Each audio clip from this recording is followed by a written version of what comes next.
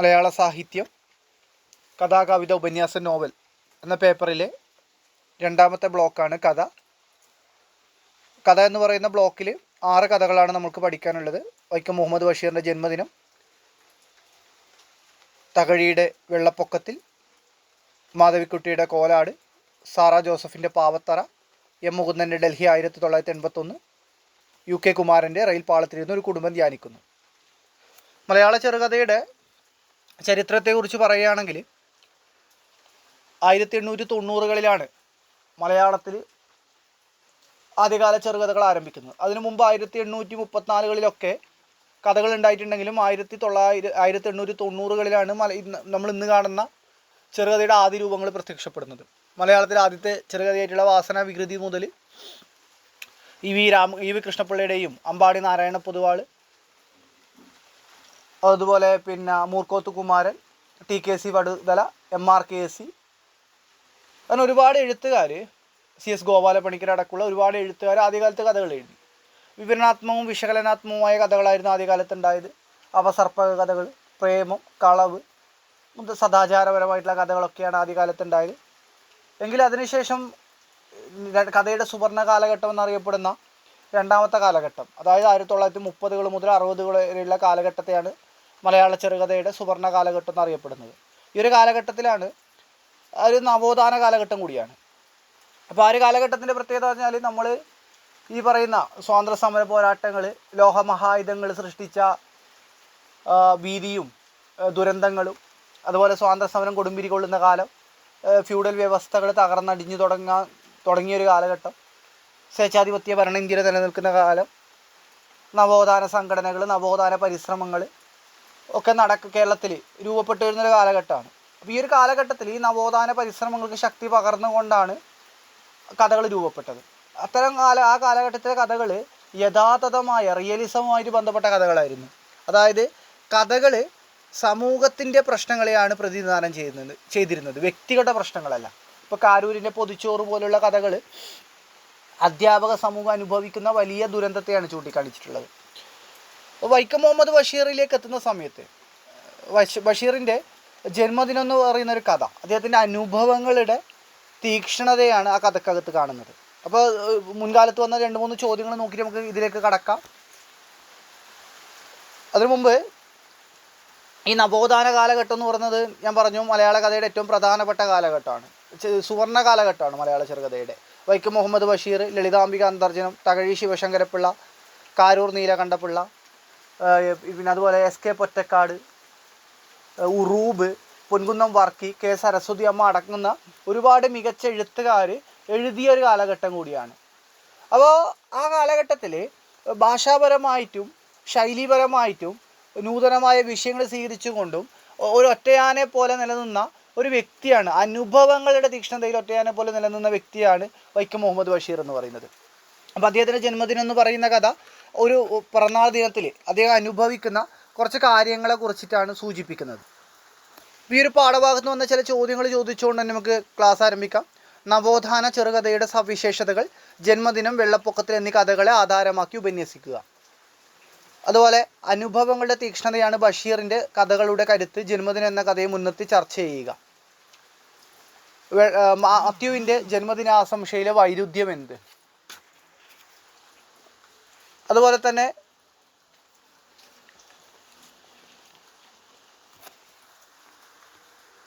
മറ്റു ചില ചോദ്യങ്ങൾ ഈ പാഠഭാഗത്തെ മുൻനിർത്തി രൂപപ്പെടാൻ സാധ്യതയുണ്ട്.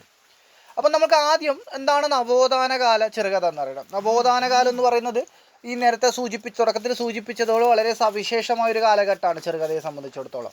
അപ്പോൾ ആ കാലഘട്ടത്തിൽ ഞാൻ നേരത്തെ പറഞ്ഞ പോലെ ഒരുപാട് എഴുത്തുകാർ എഴുതിയിട്ടുണ്ട്. MM വിജയൻ ബഷീറിനെ അനുഭവങ്ങളുടെ വൻകര എന്ന് വിശേഷിപ്പിക്കുന്നുണ്ട്, അത് ഓർക്കുക. വിശേഷണങ്ങൾ, ബഷീറിനെ കുറിച്ച് വിശേഷണങ്ങൾ ഓർക്കുക. വേപ്പൂർ സുൽത്താൻ എന്ന് വിശേഷണമുണ്ട്. അദ്ദേഹത്തിൻ്റെ ആത്മകഥാംശമുള്ള ചെറുകഥയാണ് ജന്മദിനം എന്ന് പറയുന്നത്. അപ്പോൾ അനുഭവങ്ങളുടെ വൻകര എന്ന് ബഷീറിനെ വിശേഷിപ്പിച്ചത് MN വിജയനാണ്. അപ്പോൾ ഈ പറയുന്ന ബഷീറിൻ്റെ സാഹിത്യത്തിൻ്റെ ആകെ തുക എടുത്ത് നോക്കിക്കഴിഞ്ഞാൽ അതിനകത്ത് വളരെ പ്രധാനപ്പെട്ട 2 വിഷയങ്ങളെ കാണാൻ പറ്റും. ഒന്ന് വിശപ്പാണ്, മറ്റൊന്ന് ഉന്മാദമാണ്. അദ്ദേഹത്തിന് ഭ്രാന്ത് യഥാർത്ഥത്തിൽ ഭ്രാന്തണ്ടായ മനുഷ്യനായിരുന്നു. അപ്പോൾ ഭ്രാന്ത് പിടിച്ച സമയത്താണ് പാത്തുമ്മയുടെ ആട് അഥവാ പെണ്ണുങ്ങളുടെ ബുദ്ധി എന്ന് പറയുന്ന കൃതി ബഷീർ രചിച്ചിട്ടുള്ളത്.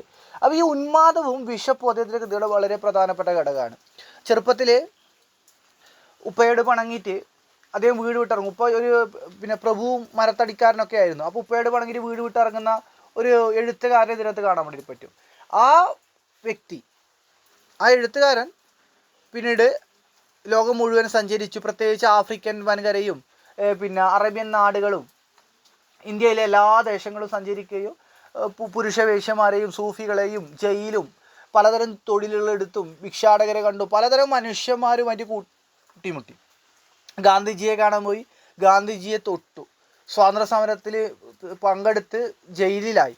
അങ്ങനെ പലതരത്തിലുള്ള അനുഭവങ്ങൾ, ഈ അനുഭവങ്ങളിൽ നിന്നാണ് ബഷീർ എന്ന് പറഞ്ഞൊരു എഴുത്തുകാരൻ രൂപപ്പെടുന്നുള്ളത്. അപ്പോൾ സമകാലീനമായിട്ടുള്ള പ്രശ്നങ്ങളോടും അസമത്വങ്ങളോടും എതിരെ ശക്തമായിട്ട് പ്രതികരിച്ച നവോത്ഥാന കഥാകാരന്മാരിൽ പ്രധാനിയായിരുന്നു ബഷീർ. അപ്പോൾ വിശപ്പ് എന്നത് തൻ്റെ ജന്മദിനത്തിൽ ഏറ്റവും ഭീകരമായിട്ട് അനുഭവിക്കേണ്ടി വന്ന ഒരു സാഹചര്യമാണ് ബഷീർ തൻ്റെ ജന്മദിനം എന്ന കഥയിലൂടെ കാട്ടിത്തരുന്നത്. അപ്പോൾ വിശപ്പും ദാരിദ്ര്യവും വളരെ സാധാരണമായിട്ട് അനുഭവിച്ച ഒരു കാലഘട്ടത്തെയാണ് ഈ കഥ ഓർമ്മപ്പെടുത്തുന്നത്. അല്ല, ഇന്നും നമ്മുടെ ചുറ്റും ദാരിദ്ര്യവും വിശപ്പും അനുഭവിക്കുന്ന പാർശ്വവൽക്കരിക്കപ്പെട്ട നിരവധി ആളുകളുണ്ടെന്ന് നമ്മൾ അറിയുന്നുണ്ട്. അല്ലെ, മധു എന്ന് പറയുന്ന ഒരു യുവാവിനെ തല്ലിക്കൊന്ന് നമ്മൾ മറക്കൂല. മധു മോഷ്ടിക്കാത്ത മധുവിനെ മോഷ്ടിച്ചെന്ന് ആരോപിച്ചിട്ടാണ് തല്ലിക്കൊല്ലുന്നത്. അല്ലേ? അപ്പോൾ അത് മാത്രമല്ല, നമ്മൾ വിക്ടർ യൂഗോയുടെ പാവങ്ങൾ, അല്ലെ, നമ്മൾ നാലപ്പാട്ട് നാരായണമേനോൻ ഇത് ചെയ്തിട്ടുള്ള വിവർത്തനം ചെയ്ത പാവങ്ങൾ, അങ്ങനെ വിശപ്പ് പ്രമേയമായിട്ട് ധാരാളം കൃതികൾ വന്നിട്ടുണ്ട്. അല്ലേ, വിശപ്പാണ് ഏറ്റവും ശക്തമായിട്ടുള്ള വികാരം. അല്ലെ, മനുഷ്യൻ്റെ ഏറ്റവും ശക്തമായ വികാരം വിശപ്പാണ്. അല്ല, അത് സഹിക്കാൻ കഴിയാതെ നാം എന്തും ചെയ്യും. അല്ല, ഏതൊരു ജീവജാലങ്ങളുടെ അടിസ്ഥാനപരമായ ആവശ്യം ഭക്ഷണമാണ്. ആ ഭക്ഷണത്തിൻ്റെയും വിശപ്പിൻ്റെയും പ്രാധാന്യം കാട്ടിത്തരുന്ന ബഷീറിൻ്റെ കഥയാണ് ജന്മദിനം എന്ന് പറയുന്നത്. അപ്പോൾ ആഡംബരത്തിൻ്റെയും ധൂർത്തിൻ്റെ ഇടയിൽ ജീവിക്കുന്ന ഇന്നത്തെ മനുഷ്യർ മനസ്സിലാക്കേണ്ടുന്ന ഒരു കഥയാണിത്. അപ്പോൾ മലയാളത്തിലെ കഥയുടെ സുൽത്താനായിട്ടുള്ള ബഷീറിൻ്റെ ഒരു അനുഭവമാണ് ജന്മദിനം എന്ന് പറയുന്ന കഥ. അപ്പോൾ കണ്ണും തലയും ഇരുട്ടിച്ചു പോയി, വല്ലാത്ത വിഷമം, അസ്ഥികൾ വേവുന്നു, ദാഹം, വിശപ്പ്, ആർത്തി, ലോകം വിഴുങ്ങുവാനുള്ള ആർത്തി. വിശപ്പ് എന്ന ദയനീയാവസ്ഥയുടെ ഭീകരമുഖം ബഷീർ ഈ പറഞ്ഞ ജന്മദിനം എന്ന കഥയിലൂടെ നമുക്ക് വരച്ച് കാണിക്കുന്നുണ്ട്. അപ്പോൾ ഇത്തരത്തിൽ ഈ പറയുന്ന വിശപ്പ് പ്രമേയമായ മറ്റു കൃതികൾ കൂടി ബഷീർ എഴുതിയിട്ടുണ്ട്. അപ്പോൾ നമുക്ക് കഥയിലേക്ക് കടക്കുന്ന സമയത്ത് എന്താണ് നവോത്ഥാനം എന്ന് ഒന്നുകൂടി പറഞ്ഞിട്ട് നമുക്ക് പോവാം. ഈ പറയുന്ന ബഷീർ എന്ന എഴുത്തുകാരൻ നവോത്ഥാനകാല എഴുത്തുകാരിൽ നിന്ന് തികച്ചും വ്യത്യസ്തമായിട്ടുള്ള സ്വരം കേൾപ്പിക്കുകയും ഭാഷയിലും ആവിഷ്കാര രീതിയിലും സ്വന്തമായൊരു പാത വെട്ടിത്തെളിക്കുകയും ചെയ്ത ഒരു എഴുത്തുകാരനാണ്. അദ്ദേഹത്തിൻ്റെ കൃതികൾ മിനുക്കുപണികളോ അതിഭാവുകത്വമോ കലരാത്ത മാനവികതയെ ഇന്ധനമാക്കി സ്വീകരിച്ചുകൊണ്ട് സാഹിത്യത്തെ നവീകരിച്ചു എന്നതാണ്. നവോത്ഥാനകാല കഥയുടെ ഒരു സവിശേഷതയാണ് മാനവികത വിഷയമായി വരുന്നു. മനുഷ്യരുടെ പ്രശ്നങ്ങൾക്കാണ്, അല്ലെങ്കിൽ സമൂഹത്തിൽ മനുഷ്യന്മാർ നേരിടുന്ന പ്രശ്നങ്ങൾക്കാണ് പ്രാധാന്യം നൽകിച്ചത്. വ്യക്തി കേന്ദ്രിതമായിരുന്നില്ല.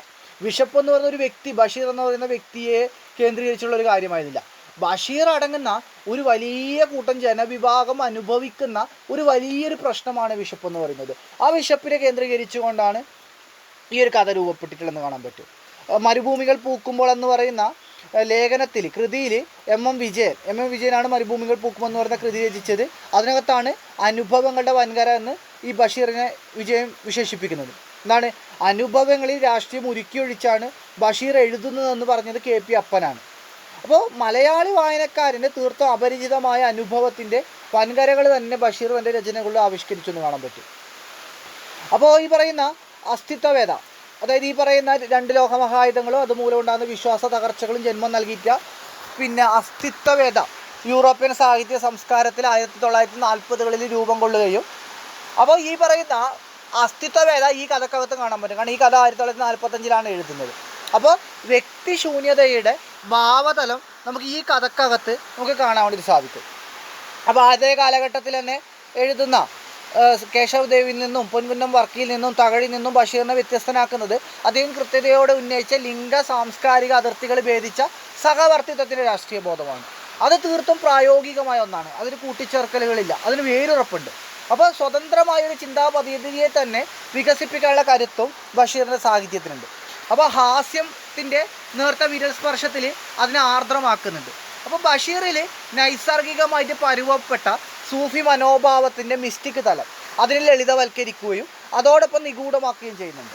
അപ്പോൾ ഇത്തരത്തിൽ ബഷീറിൻ്റെ സാഹിത്യം എന്ന് പറയുന്നത്, ബഷീറിൻ്റെ സാഹിത്യത്തെക്കുറിച്ച് പറയുമ്പോൾ ബഷീർ എന്ന എഴുത്തുകാരനെ പരിഹസിച്ച ഒരുപാട് ആൾക്കാരുണ്ടായിരുന്നു. ബഷീറിന് വ്യാകരണം അറിയില്ല എന്ന് പറഞ്ഞ് ബഷീറിനെ പരിഹസിച്ച് നടന്ന അതേ എഴുത്തുകാരനെ പിന്നീട് എന്ത് ചെയ്തു? പിന്നീട് ബഷീറിൻ്റെ സാഹിത്യത്തെ അവർ ഏറ്റെടുത്ത് അതിൻ്റെ ബഷീറിൻ്റെ പുസ്തകങ്ങൾ വിറ്റുകൊണ്ട് അവർ പണം വാങ്ങിച്ചൊരു കാഴ്ച നമുക്ക് കാണാൻ സാധിച്ചിട്ടുണ്ട്. അപ്പോൾ ബഷീറിൻ്റെ കൃതികൾ ജയിൽ പുള്ളികളും ഭിക്ഷക്കാരും വേശ്യകളും പട്ടിണിപ്പാവങ്ങളും ഹിജടകളും സന്യാസിമാരും രാഷ്ട്രീയക്കാരും സ്വവർഗാനുരാഗികളും കള്ളന്മാരും തുടങ്ങി ജീവിതത്തിൻ്റെ ഭിന്ന മേഖലകളിൽ വ്യാപരിക്കുന്ന മനുഷ്യരുടെ അനുഭവ ലോകം തൻ്റെ രചനകളിലൂടെ ബഷീർ ആവിഷ്കരിക്കുകയുണ്ടായി. അപ്പോൾ വിശപ്പ് പ്രമേയമായിട്ടുള്ള 2 കഥകളാണ് ബഷീർ രചിച്ചിട്ടുള്ളത്. ഒന്ന് ജന്മദിനം, മറ്റൊന്ന് വിശപ്പ് എന്നതാണ്. ഇത് 1945 പ്രസിദ്ധീകരിച്ച ഒരു കഥയാണ് ജന്മദിനം എന്ന് പറയുന്നത്. പിന്നെ ഐഷുകുട്ടി, പിന്നെ ഒരു ചിത്രത്തിൻ്റെ കഥ മുതലായ കഥകളും ഈ സമാഹാരത്തിനകത്തുണ്ട്. അപ്പോൾ സുകുമാർ അഴീക്കോട് പറയുന്നുണ്ട്, സമാഹാരത്തിലെ പലതിലൊന്നെടുത്താൽ പലതിലൊന്നല്ലാത്ത ഏറ്റവും മുന്തിയ കഥ എന്ന് പറയുന്നുണ്ട്. അപ്പോൾ കയ്യിൽ കാശില്ലാത്ത, ബഷീർ നല്ലൊരു എഴുത്തുകാരനായിരിക്കുന്ന കാലമാണ്. അന്ന് കയ്യിൽ കാശില്ലാത്ത ഒരു എഴുത്തുകാരൻ തൻ്റെ പിറന്നാൾ ദിനത്തിൽ വിശപ്പകറ്റാനായി പ്രയോഗിച്ച ഉപായങ്ങളൊന്നും ഫലിക്കാതെ വന്നപ്പോൾ ഒരു അടുക്കളയിൽ കയറി ചോറ് കട്ടുത്തുന്നതാണ് കഥയുടെ പ്രമേയം എന്ന് പറയുന്നത്. ഉത്തമപുരുഷ ഏകവചനത്തിൽ വിശപ്പെന്ന യാഥാർത്ഥ്യത്തെ ഹൃദയസ്പർശിയായ അനുഭവമാക്കിയിട്ട് ചിത്രീകരിക്കുന്നൊരു കഥയാണ്. അപ്പോൾ വിശപ്പെന്ന് പറയുന്നത് വ്യക്തിയുടെ ഒറ്റപ്പെട്ട പ്രശ്നമല്ലെന്നും അക്കാലഘട്ടത്തിലെ മൂർത്തമായ സാമൂഹിക യാഥാർത്ഥ്യമാണെന്നുമുള്ള വസ്തുതയാണ് ഈ കഥ മുന്നോട്ട് വെക്കുന്നത്. അപ്പോൾ ജന്മദിന ദിവസം മുഴുവൻ പട്ടിണിയായി കിടക്കേണ്ടി വരികയും രാജ്യദ്രോഹത്തിന് പോലീസ് പിടിച്ചുകൊണ്ട് പോയി ചോദ്യം ചെയ്യുകയും തിരിച്ച് ലോഡ്ജിലെത്തി പണക്കാരനായ മാതാപിതാക്കളുടെ മക്കൾ ആഹ്ലാദിക്കുന്നത് കണ്ട് നെടുവീർപ്പിട്ട് അതിലൊരുത്തൻ്റെ ഭക്ഷണം കട്ടു തിന്നുകയും ചെയ്യുന്ന ഒരു വ്യക്തിയുടെ കഥ, അതാണ് ജന്മദിനം എന്ന് പറയുന്നത്. അപ്പോൾ വിശപ്പെന്ന് പറയുന്ന സാമൂഹിക യാഥാർത്ഥ്യത്തിൻ്റെ ഭീകരതയെ വരച്ചു കാട്ടുകയാണ് ബഷീർ ഈ കഥയിലൂടെ. ഒപ്പം മാനവികത, വിശപ്പിൻ്റെ രാഷ്ട്രീയം, അസ്തിത്വ ദുഃഖം തുടങ്ങി ഒട്ടേറെ പ്രമേയങ്ങൾ ഈ കൃതിയുടെ അന്തർധാരയായിട്ട് വർത്തിക്കുന്നത് കാണാം. അപ്പോൾ നമുക്ക് കഥയിലേക്ക് കടക്കുന്നതിന് മുമ്പ് ബഷീറിൻ്റെ പ്രധാനപ്പെട്ട ചില കൃതികൾ നോക്കാം. കാരണം ബഷീറിൻ്റെ കൃതികൾ എല്ലാവർക്കും അറിയാം, എല്ലാ കൃതികളുടെ പേരറിയാം. പ്രേമലേഖനം, ബാല്യകാലസഖി, പാത്തുമ്മയുടെ എൻ്റെ ഉപ്പപകർ ആനയുണ്ടായിരുന്നു, ജന്മദിനം, ഓർമ്മക്കുറിപ്പ്, അനർഘ നിമിഷം, വിഡ്ഢികളുടെ സ്വർഗം, പാവപ്പെട്ടവരുടെ വേശ്യ, വിശ്വവിഘാതമായ മൂക്ക്, വിശപ്പ്, ഒരു ഭഗവത്ഗീതയും കുറേ മുലകളും, ആനപ്പൂട, ചിരിക്കുന്ന മരപ്പാവ, ഭൂമിയുടെ അവകാശികൾ, അങ്ങനെ ഒരുപാട് കൃതികൾ. നീലവെളിച്ചമാണ് പിന്നെ ഭാർഗവീ നിലയം എന്ന പേര് സിനിമയായത്. ഓർമ്മയുടെ അറകൾ എന്നത് അദ്ദേഹത്തിൻ്റെ ആത്മകഥയാണ്. അപ്പോൾ നമ്മൾ കഥയ്ക്കുള്ളിൽ കടക്കുന്നതിന് മുമ്പ് നമുക്ക് എന്താണ് നവോത്ഥാനം എന്ന് നോക്കാം. നവോത്ഥാനത്തിൻ്റെ അടിസ്ഥാന പ്രമാണമാണ് മാനവികത. ഭാവിയുടെ ധീരമായ രൂപീകരണം മൗലികതയുടെ ഭാഗമാണ്. ഹ്യൂമനിസം എന്ന ഇംഗ്ലീഷ് പദത്തിന് തുല്യമായിട്ടുള്ളൊരു പദമാണ് മാനവികത എന്ന് പറയുന്നത്. അപ്പോൾ ഈ പറയുന്ന നവോത്ഥാന കാലത്ത് മാനവിക മനുഷ്യ മൂല്യങ്ങൾക്ക് അല്ലെങ്കിൽ മാനവികതയ്ക്ക് ആണ് ഈ പറയുന്ന നവോത്ഥാന കാലം പ്രാധാന്യം നൽകിയത്. അതുകൊണ്ട് തന്നെ നവോത്ഥാന പ്രസ്ഥാനത്തിൻ്റെ മുഴുവൻ അടിത്തറയായിട്ട് വർത്തിക്കുവാൻ മാനവികതയ്ക്ക് സാധിച്ചിട്ടുണ്ട്. അപ്പോൾ അത് വളരെ പ്രധാനപ്പെട്ട ഒന്നാണ്. അപ്പോൾ ഈ മനുഷ്യ സമൂഹത്തെ ആധുനിക സമൂഹമായിട്ട് പരിവർത്തിപ്പിച്ചിട്ട് സമഗ്രമായിട്ട് സാംസ്കാരിക പരിഷ്കരണം സാധ്യമാക്കുന്നതിന് ആഹ്വാനം നൽകുന്ന പ്രക്രിയ മാനവികതയുടേതാണ്. അത് നമുക്ക് കാണാൻ വേണ്ടി പറ്റും. അപ്പോൾ അവനെ നവോത്ഥാനത്തിലേക്ക് നയിക്കാനും മാനവികതയ്ക്ക് കഴിയുന്നുണ്ട്. അപ്പോൾ മനുഷ്യനാണെന്ന ചിന്തയെ ഉദ്ഘോഷണം ചെയ്യുന്നതാണ് ഈ പറയുന്ന നവോത്ഥാന കാലം എന്ന് പറയുന്നത്. അപ്പോൾ ഈ പറയുന്ന ബഷീറിൻ്റെ കൃതികളിൽ ഈ പറയുന്ന ചിന്തിക്കുന്ന മനുഷ്യനിലെ മാനവിക മൂല്യത്തിലാണ് കഥ രൂപം കൊള്ളുന്നത്. ഈ മാനവികതയിൽ ഊന്നിയിട്ടാണ് നവോത്ഥാന രംഗപ്രവേശം ചെയ്യുന്നത്. അപ്പോൾ ബഷീർ എന്ന് പറയുന്ന എഴുത്തുകാരൻ ഈ പറയുന്ന മാനവികത ഉയർത്തിപ്പിടിച്ച ഒരു എഴുത്തുകാരനാണ് എന്ന് നമുക്ക് കാണാൻ വേണ്ടി പറ്റും. അപ്പോൾ ഈ പറയുന്ന ബഷീർ മാത്രമല്ല, ആ കാലഘട്ടത്തിലുള്ള തകഴിയായി കഴിഞ്ഞാൽ ഒരു മാനവികതാബോധം ഉയർത്തിപ്പിടിച്ചിട്ടുണ്ട്. അപ്പോൾ പുതിയൊരു ഉണർവ് എന്ന അർത്ഥത്തിലാണ് നവോത്ഥാനം എന്ന പദം സാമാന്യമായിട്ട് ഉപയോഗിക്കുന്നത്. പിന്നെ റിനൈസൻസ് എന്ന് ഇംഗ്ലീഷിൽ നമ്മളിത് പറയും. അപ്പോൾ റിനൈസൻസ് എന്ന് പറയുമ്പോൾ പുനരുദ്ധാനം അഥവാ പുനരുജ്ജീവനം എന്നൊക്കെയാണ് അർത്ഥം വരുന്നത്. ഇത് 14-ാം ശതകത്തിൽ ഇറ്റലിയിൽ ആരംഭിച്ച് 15-16 ശതകങ്ങളിൽ തുടർന്ന് കലാപരവും സാഹിത്യപരവുമായിട്ടുള്ള ഒരു പുനരുദ്ധാരണം മാത്രമല്ല, അത് സംഭവിച്ച കാലഘട്ടവും ഈ പേരിൽ അറിയപ്പെടുന്നു. അപ്പോൾ സാഹിത്യത്തിലും കലയിലും പുതുമയും പുരോഗതി അടയാളപ്പെടുത്തുന്ന ഒരു കാലഘട്ടമാണ് നവോത്ഥാനം എന്ന് പറയുന്നത്. കേരളത്തെ സംബന്ധിച്ചിടത്തോളം ജാതി വ്യവസ്ഥയ്ക്കെതിരെ ഉയർന്ന ശബ്ദങ്ങളുടെ കാലം കൂടിയായിരുന്നു അത്. ഈ പറഞ്ഞ ജാതിക്കും മതത്തിനും അതീതമായിക്കൊണ്ട് പുതിയ പുതിയ പ്രവർത്തനങ്ങൾ നടന്ന ഒരു കാലഘട്ടം കൂടിയായിരുന്നു അതെന്ന് നമുക്ക് കാണാൻ വേണ്ടിയിട്ട് സാധിക്കും. അപ്പോൾ ഇനി കഥയിലേക്ക് കടക്കുമ്പോൾ അങ്ങനെ ഇത്തരം കാര്യങ്ങളാണ് നവോത്ഥാനത്തെക്കുറിച്ച് പറയാനുള്ളത്. മനസ്സിലാക്കേണ്ട കാര്യം നവോത്ഥാനം എന്ന് പറയുന്നത് മാനവികതയിൽ ഊന്നിയ ഒരു കാലഘട്ടമായിരുന്നു. അപ്പോൾ ഈ പറയുന്ന മനുഷ്യത്വത്തിനാണ് പ്രാധാന്യം, മാനവികതയ്ക്കാണ് പ്രാധാന്യം. അപ്പോൾ മാനവികതയിൽ ഊന്നിക്കൊണ്ടാണ് ഈ പറയുന്ന ബഷീറും തകഴിയും ഒക്കെ കഥകൾ എഴുതി നമുക്ക് കാണാൻ സാധിക്കും. അപ്പോൾ വിശപ്പ് എന്ന് പറയുന്ന ഒരു കേവലം ഒരു ഉപാധിയെ വെച്ചുകൊണ്ട് എഴുത്തുകാരൻ്റെ ദാരിദ്ര്യത്തെ അല്ല കഥ പ്രകടമായി അടയാളപ്പെടുത്തുന്നത്. മറിച്ച് എന്താണ്, എഴുത്തുകാരൻ പങ്കുവെക്കുന്ന അദൃശ്യമായൊരു വിശപ്പിനെയാണ്. അപ്പോൾ ഇത് പിന്നെ രാവിലെ ആരംഭിച്ചിട്ട് രാത്രി അവസാനിക്കുന്ന തികച്ചും ജൈവികമായിട്ടുള്ള ഒരു ആവിഷ്കാര രീതി എന്ന രീതിക്കാണ് ഈ കഥ അവതരിപ്പിക്കുന്നത്. അല്ലേ, വിശപ്പ് എന്ന് പറയുന്നത് എന്താണ്, ജൈവിക ചോദനയിലാണ് തുടങ്ങുന്നത് ഒടുങ്ങുന്നത്. എന്നാൽ കഥയിൽ വിശപ്പ് എന്നൊരു കേവലമായ ഒരു ഉപാധി മാത്രമാണ്. അപ്പോൾ കട്ട് തിന്നുന്നത് കാരണം വിശപ്പിന് ശമനം കിട്ടിയ ഒരു എഴുത്തുകാരൻ്റെ പിന്നെ നാളെയെക്കുറിച്ച് ആശങ്കപ്പെടുവാൻ നമുക്ക് പഴുത് കിട്ടുന്നതിന് കാരണമോ മറ്റൊന്നുമല്ല എന്ന് പറയുന്നുണ്ട്. വിശപ്പ് എന്ന് അവസാനിച്ചില്ല, ഇന്നത്തെ വിശപ്പ് കഴിഞ്ഞാൽ നാളെയും വിശക്കുന്നുണ്ട്. അപ്പോൾ ഈ പറയുന്ന ഈ കഥാപാത്രം അനുഭവിക്കുക, അല്ലെ, വിരഹവും പ്രണയവും ഭ്രാന്തും അനുഭവം വേദ്യമാക്കിയതുപോലെ വിശപ്പ് നമ്മുടെ ഉള്ളിലേക്ക് അനുഭവിച്ചു എന്ന കഥയാണ് ജന്മദിനം. മനുഷ്യരുടെ പൊള്ളയായിട്ടുള്ള ദുരഭിമാനവും പൊങ്ങച്ചവും തുറന്നു കാട്ടുന്ന കഥ കൂടിയാണ്. മനുഷ്യരുടെ നിസ്സാരതയും ഈ കഥക്കകത്ത് ചൂണ്ടിക്കാണിക്കുന്നുണ്ട്. അപ്പോൾ ആത്മപരിഹാസ രീതിയിൽ മനുഷ്യൻ്റെ സ്വഭാവ വൈകൃതങ്ങളെയും അഹങ്കാരത്തെയും കഥ മുന്നോട്ട് വെക്കുന്നുണ്ട്. ഇപ്പോൾ സ്വന്തം ജന്മദിനത്തിൻ്റെ അന്ന് പട്ടിണി കിടക്കേണ്ടി വന്ന ഹതഭാഗ്യനായ ഒരു എഴുത്തുകാരൻ സ്വയം പരിഹാസനാവുന്നത് കഥയിൽ കാണാം. അപ്പോൾ എഴുത്തുകാരൻ എന്ന നിലയിൽ പ്രശസ്തിയുള്ള കാലഘട്ടത്തിലാണ് ഈ സംഭവം നടക്കുന്നത്. അപ്പോൾ ആ ജന്മദിനത്തെ സംഭവങ്ങളെല്ലാം അന്തരംഗം പൊട്ടുമാറി തിങ്ങി വിങ്ങി അദ്ദേഹം ഓർക്കുന്നുണ്ട്. അപ്പോൾ ഒരു നിമിഷം ഈ ഒരു വേദന വായനക്കാരിലേക്ക് എത്തുന്നുണ്ട്. അപ്പോൾ ഈ കൃതിയിലേക്ക് കടക്കുമ്പോൾ ഇത് കയ്യിൽ കാശില്ലാത്തൊരു എഴുത്തുകാരൻ തൻ്റെ പിറന്നാൾ ദിനത്തിൽ വിശപ്പകറ്റാനായിട്ട് പ്രയോഗിച്ച ഉപായങ്ങളൊന്നും ഫലിക്കാതെ വന്നപ്പോൾ ഒരു അടുക്കളയിൽ കയറിയിട്ട് ചോറ് കട്ടുത്തുന്നതാണ് ഈ കഥക്കകത്ത് കാണാൻ പറ്റുന്നത്. അപ്പോൾ ഈ അഭിമാനത്തെ, ഈ പറഞ്ഞതിനകത്ത് അസ്തിത്വവാദം എങ്ങനെയാണ് കടന്നു വരുന്നത് വെച്ചാൽ സ്വന്തം അഭിമാനത്തെ ഭയങ്കര ഉയർത്തിപ്പിടിക്കുന്ന ഒരു എഴുത്തുകാരനെ കാണാൻ പറ്റും. അപ്പോൾ എഴുത്തുകാരനെ കടന്നു പോകുന്ന ഭൂരിപക്ഷം മനുഷ്യരും അയാളിലെ വിശപ്പിൻ്റെ വേവിനെ ഉൾക്കൊള്ളുന്നില്ല. പക്ഷെ ഒരു വേള അവരത് അറിഞ്ഞാലും അവരത് വിശ്വസിക്കില്ല. കാരണം അത്രയും സ്വാഭാവികമായിട്ടാണ് എഴുത്തുകാരനുമായിട്ട് ബന്ധപ്പെട്ട ഓരോരുത്തരെയും കഥയിൽ അവതരിപ്പിക്കുന്നത്. കാരണം ഈ ജന്മദിന ആശംസകൾ അർപ്പിക്കുന്ന മാത്യുവും വിപ്ലവകാരിയായിട്ടുള്ള സുഹൃത്തും ചെരുപ്പ് വെക്കാൻ വന്ന കുട്ടിയും അയാളുമായിട്ട് ഇടപഴകുന്നത് അത്രയും സ്വാഭാവികമായിട്ടാണ്. അപ്പോൾ ഇവരെ മുഴുവൻ പ്രതിരോധിക്കുന്നത് അയാളിലെ ആത്മാഭിമാനത്തിൻ്റെ കട്ടി കുറഞ്ഞൊരു മറയാണ്. ഈ ഒരു മറ ശരീരം വിൽക്കാൻ വന്ന പെണ്ണിനോടും ചായ തനിച്ച് വരുത്തി കുടിച്ച സുഹൃത്തിനോട് അയാൾ യഥേഷ്ടം കാണിക്കുന്നുണ്ട്. അപ്പോൾ ഈ ഒരു മറയുടെ, അതായത് ആത്മാഭിമാനത്തിൻ്റെ ഒരു ചെറിയ മറയുടെ സുരക്ഷിതത്വത്തിൽ മാത്രമാണ് അയാളിലെ വിശപ്പ് പോലും നിർവീര്യമാകുന്നതെന്ന് കാണാൻ പറ്റും. അപ്പോൾ ആത്മാഭിമാനം സമ്മാനിക്കുന്ന ഒരു ടോക്സിസിറ്റിയിലാണ് ആത്മഹത്യയെക്കുറിച്ചുള്ള ചിന്തയിലേക്ക് എഴുത്തുകാരൻ വളരുന്നത്. അപ്പോൾ വിശപ്പാണ് ആത്മഹത്യക്ക് പ്രേരിപ്പിക്കുന്ന ഘടകം എന്ന് തോന്നാമെങ്കിലും അതിൻ്റെ അടിത്തറ താൻ അനാവൃതനായേക്കുമെന്ന നാഗരികൻ്റെ കേവല ഭയമാണ്. അപ്പോൾ നഗരവൽക്കരണത്തിൻ്റെ ഭാഗമായിട്ട് നഗരത്തിൽ ചേക്കേറേണ്ടി വരുന്ന മനുഷ്യൻ അനുഭവിക്കുന്ന, അല്ലേ, നമ്മൾ ഇന്നത്തെ മധ്യവർഗ സമൂഹത്തിൻ്റെ പ്രതിനിധിയാണ് ഒരു അർത്ഥത്തിൽ ഈ പറയുന്ന എഴുത്തുകാരൻ. കാരണം ഇയാൾ വലിയൊരു എഴുത്തുകാരനാണ്. അപ്പോൾ എഴുത്തുകാരന് ദാരിദ്ര്യം ഉണ്ടെന്ന് പറയുമ്പോൾ അത് അയാളെ സംബന്ധിച്ചുള്ള അപമാനമാണ്. അതുകൊണ്ടാണ് അയാൾ ഇത് പുറത്ത് കാണിക്കാത്തത്. അപ്പോൾ അതിനേക്കാളും നല്ലത് ആത്മഹത്യ എന്നാണ് അയാൾ ചിന്തിക്കുന്നത്. അപ്പോൾ ഈ പറയുന്ന എന്താണ് അസ്തിത്വ ദുഃഖം കൂടി ഈ കഥക്കകത്ത് നിറഞ്ഞു നിൽക്കുന്ന കാണാൻ പറ്റും. കാരണം ഇതൊരു 1945 എഴുതപ്പെട്ട കഥയായതുകൊണ്ട് തന്നെ സ്വാതന്ത്ര്യപൂർവ്വ ഇന്ത്യയുടെ സാംസ്കാരിക മുഖമാണ് ഇതിനകത്ത് ആവിഷ്കരിക്കുന്നത്. അപ്പോൾ വിശപ്പ് എന്ന് പറയുന്നത് ഒരു രാഷ്ട്രീയ പ്രശ്നമായി തന്നെ വ്യവഹരിക്കപ്പെട്ട സാമൂഹ്യ പരിസരത്ത് നിന്നാണ് ജന്മദിനം ഉടലെടുക്കുന്നത്. അപ്പോൾ ഇത്തരം രൂക്ഷമായ ജീവിത പ്രതിസന്ധികളെ മനുഷ്യൻ്റെ ദാർശനിക പരിസരവുമായിട്ട് ബഷീർ ചേർത്ത് കിട്ടുന്ന അങ്ങേയറ്റ സരളമായിട്ടാണ്. എത്രാമത്തെ പിറന്നാളാണ് താൻ ആഘോഷിക്കുന്നതെന്ന് തിട്ടമില്ലാത്തൊരു എഴുത്തുകാരൻ ഇതിൻ്റെ മികച്ച ഉദാഹരണമാണ്. കാമുവിൻ്റെ ഔട്ട്സൈഡർ എന്നൊരു പ്രശസ്തമായ നോവലുണ്ട്. അത് ഈ ഒരു സന്ദർഭത്തെ ഓർമ്മിപ്പിക്കുന്നതാണ്. എന്താണ്, അമ്മ മരിച്ച ദിവസം ഏതായിരുന്നു എന്ന് സംശയിക്കുന്ന കഥാനായകൻ. അപ്പോൾ ഭൗതിക യുക്തികൾക്ക് വിലയില്ലാതാകുന്ന സന്ദർഭങ്ങളായിട്ടാണ് രണ്ടുപേരും അസ്തമിച്ച വേദനകളെ സമീപിക്കുന്നത്. അപ്പോൾ ജന്മദിനത്തിലാകട്ടെ വ്യക്തിബോധത്തെ തന്നെ അട്ടിമറിക്കുന്ന തരത്തിൽ വിശപ്പ് സഞ്ചരിക്കുന്നുവെന്ന് സാന്ദർഭികമായി കൂടി രേഖപ്പെടുത്തുന്നുണ്ട്.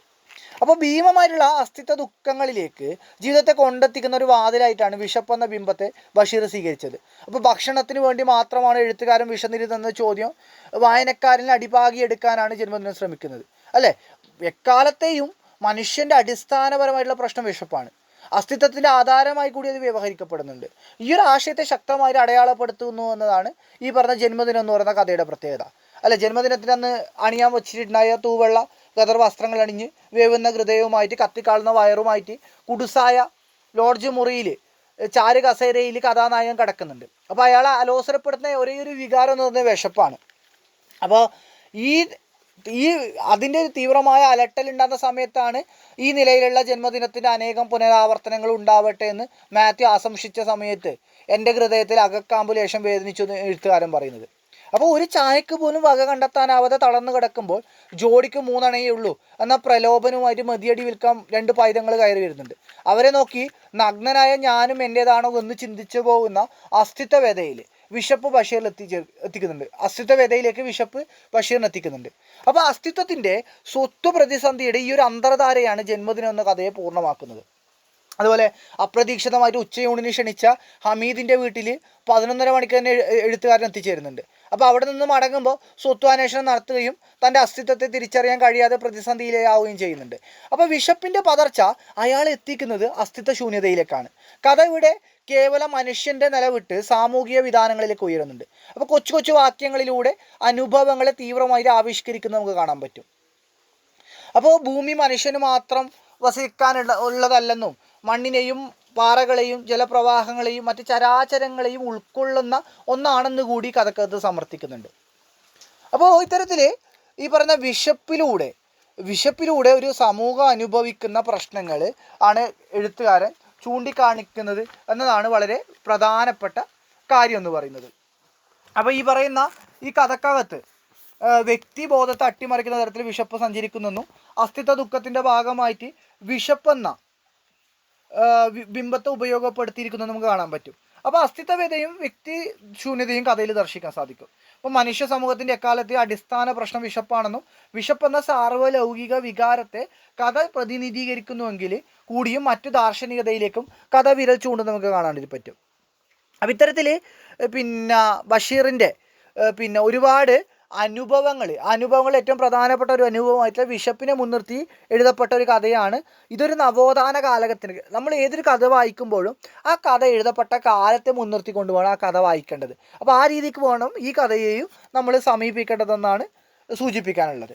അപ്പോൾ ആ രീതിയിലേക്ക് സമീപിച്ചിട്ട് വേണം ഈ കഥ നിങ്ങൾ വായിച്ചെടുക്കേണ്ടത്. ഈ കഥ നിങ്ങൾ നിർബന്ധമായിട്ട് വായിക്കണം. അതുപോലെ പലതിലൊന്നല്ലാത്ത ഏറ്റവും മുന്തിയ കഥ എന്ന് ബഷീറിൻ്റെ ജന്മദിനത്തെ വിലയിരുത്തിയത് KP സുകുമാർ അഴീക്കോടാണ്. അപ്പോൾ അതുപോലെ തന്നെ പാശ്ചാത്യ രചയിതാക്കൾ അവതരിപ്പിച്ച വ്യക്തിശൂന്യതയുടെ ഭാവതലം ജന്മദിനത്തിൽ ഏതൊക്കെ പാശ്ചാത്യ രചയിതാക്കൾ അവതരിപ്പിച്ച വ്യക്തിശൂന്യതയുടെ ഭാവതലം ജന്മദിനത്തിൽ കാണാൻ കഴിയുമെന്ന് ചോദിച്ചാൽ കാഫ്ക, കാമുസ്, സാർത്തി ഇവർ 3 പേരാണ് ഈ പറയുന്ന അസ്തിത്വവാദത്തിൻ്റെ പ്രധാന വക്താക്കൾ എന്ന് പറയുന്നത്. 1945 ഈ കഥ രചിച്ചിട്ടുള്ളത് എന്നുകൂടി നമ്മൾ ഓർത്തു വെക്കേണ്ടതുണ്ട്. അപ്പോൾ ഇതിനകത്ത് ചോദിച്ച 1 വേർഡ് ചോദ്യങ്ങൾ കൂടി നിങ്ങൾ നോക്കുക. മരുഭൂമികൾ പൂക്കുമോ എന്ന് പറയുന്ന MM വിജയൻ്റെ കൃതി ബഷീറിൻ്റെ സാഹിത്യത്തെക്കുറിച്ചുള്ളതാണ്. ഇപ്പോൾ ഓർമ്മയുടെ അറകൾ എന്ന് പറയുന്നതാണ് ബഷീറിൻ്റെ ആത്മകഥ. ബഷീറിൻ്റെ ജന്മദിനം പോലെ തന്നെ പ്രധാനപ്പെട്ട പരീക്ഷയ്ക്ക് ധാരാളം ചോദ്യങ്ങൾ ഉണ്ടാവാൻ സാധ്യതയുള്ള ഒരു പാഠഭാഗമാണ് വെള്ളപ്പൊക്കത്തിൽ എന്ന് പറയുന്ന തകഴി ശിവശങ്കരപ്പിള്ളയുടെ കഥ. നായ കഥാപാത്രമായിട്ട് മലയാളത്തിൽ പ്രധാനമായിട്ട് 3 കഥകളാണ് ഉണ്ടായിട്ടുള്ളത്. ഒന്ന് വെള്ളപ്പൊക്കത്തിലാണ് തകഴി ശിവശങ്കരപ്പിള്ളയുടെ, മറ്റൊന്ന് T പത്മനാഭൻ്റെ ഷേകുട്ടിയാണ്, അത് വളരെ മികച്ചൊരു കഥയാണ്. അതുപോലെ തന്നെ S ഹരീഷിൻ്റെ ആദം എന്ന് പറയുന്ന കഥാസമാഹാരത്തിലും 1ലധികം കഥകൾ പട്ടി കഥാപാത്രമായിട്ട് വരുന്നുണ്ട്. അപ്പോൾ പട്ടിയെ മനുഷ്യഭാവത്തിൽ അവതരിപ്പിക്കുന്നതാണ് ഈ 3 കഥകളൊന്നും അല്ല ഈ ആദ്യം പറഞ്ഞ 2 കഥ ഷേകുട്ടിയും വെള്ളപ്പൊക്കത്തിലും മനുഷ്യഭാവം പട്ടിക്ക് നൽകിക്കൊണ്ട് അവതരിപ്പിക്കുന്നതാണ്.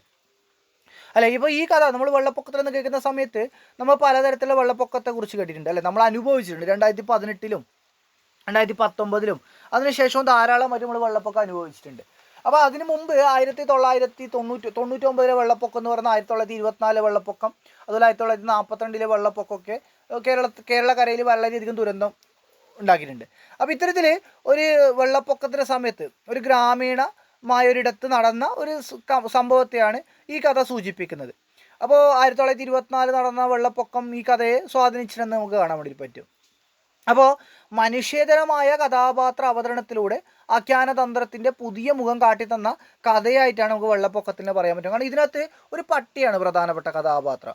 അപ്പോൾ ആ പട്ടിയുടെ ചിന്തകളിലൂടെ പട്ടിയുടെ കാഴ്ചകളിലൂടെയാണ് കഥ വളരെയധികം മുന്നോട്ട് പോകുന്നത്. അപ്പോൾ തകഴിയെക്കുറിച്ച് പറയുകയാണെങ്കിൽ കുട്ടനാടിൻ്റെ വളകൂറുള്ള കഥ പറഞ്ഞ മനുഷ്യജീവിതത്തിൻ്റെ മഹാഗാഥകൾ ആവിഷ്കരിച്ച എഴുത്തുകാരനാണ് തകഴി ശിവശങ്കരപ്പിള്ള. കർഷകരും തൊഴിലാളികളും അരികവൽക്കരിക്കപ്പെട്ട മറ്റു പല മനുഷ്യന്മാർ അദ്ദേഹത്തിൻ്റെ കഥകളിൽ കടന്നു വന്നു. അപ്പോൾ ചുറ്റുപാടും കാണുന്ന അനുഭവങ്ങളിൽ നിന്നും ചുറ്റുകടന്നു കാണുന്ന മനുഷ്യരുമാണ് അദ്ദേഹത്തിൻ്റെ കൃതികളിൽ പ്രധാനമായിട്ട് വരുന്നത്. മാനവീയ മൂല്യങ്ങൾ ഉയർത്തിപ്പിടിച്ച രചനകളിലൂടെ മനുഷ്യവിരുദ്ധമായ വ്യവസ്ഥകൾക്കെതിരെ കലാപം നടത്തുകയും ചൂഷണ വിധേയരായിട്ടുള്ള ദൈന്യം നിറഞ്ഞ ജീവിതങ്ങളെ കഥയിലേക്ക് ആവിഷ്കരിക്കുകയും ചെയ്തു എന്നതാണ് തകഴിയുടെ ഏറ്റവും പ്രധാനപ്പെട്ട എഴുത്ത് സവിശേഷത എന്ന് പറയുന്നത്. അപ്പോൾ അടിസ്ഥാന വർഗത്തിൻ്റെ ആത്മരോഷത്തിന് ശബ്ദം നൽകിയെന്നുകൂടി ഈ പറയുന്ന തകഴിയുടെ കഥയുടെ പ്രത്യേകതയാണ്. അത് വെള്ളപ്പൊക്ക ദുരിതത്തിൽപ്പെടുന്ന ജീവിതാവസ്ഥകളുടെ ആഖ്യാനമാണ് ഒരു നായക കേന്ദ്ര കഥാപാത്രമായിട്ട് അവതരിപ്പിക്കുന്ന വെള്ളപ്പൊക്കത്തിൽ എന്ന കഥയിലൂടെ കഥാകൃത്ത് നടത്തുന്നുള്ളത്.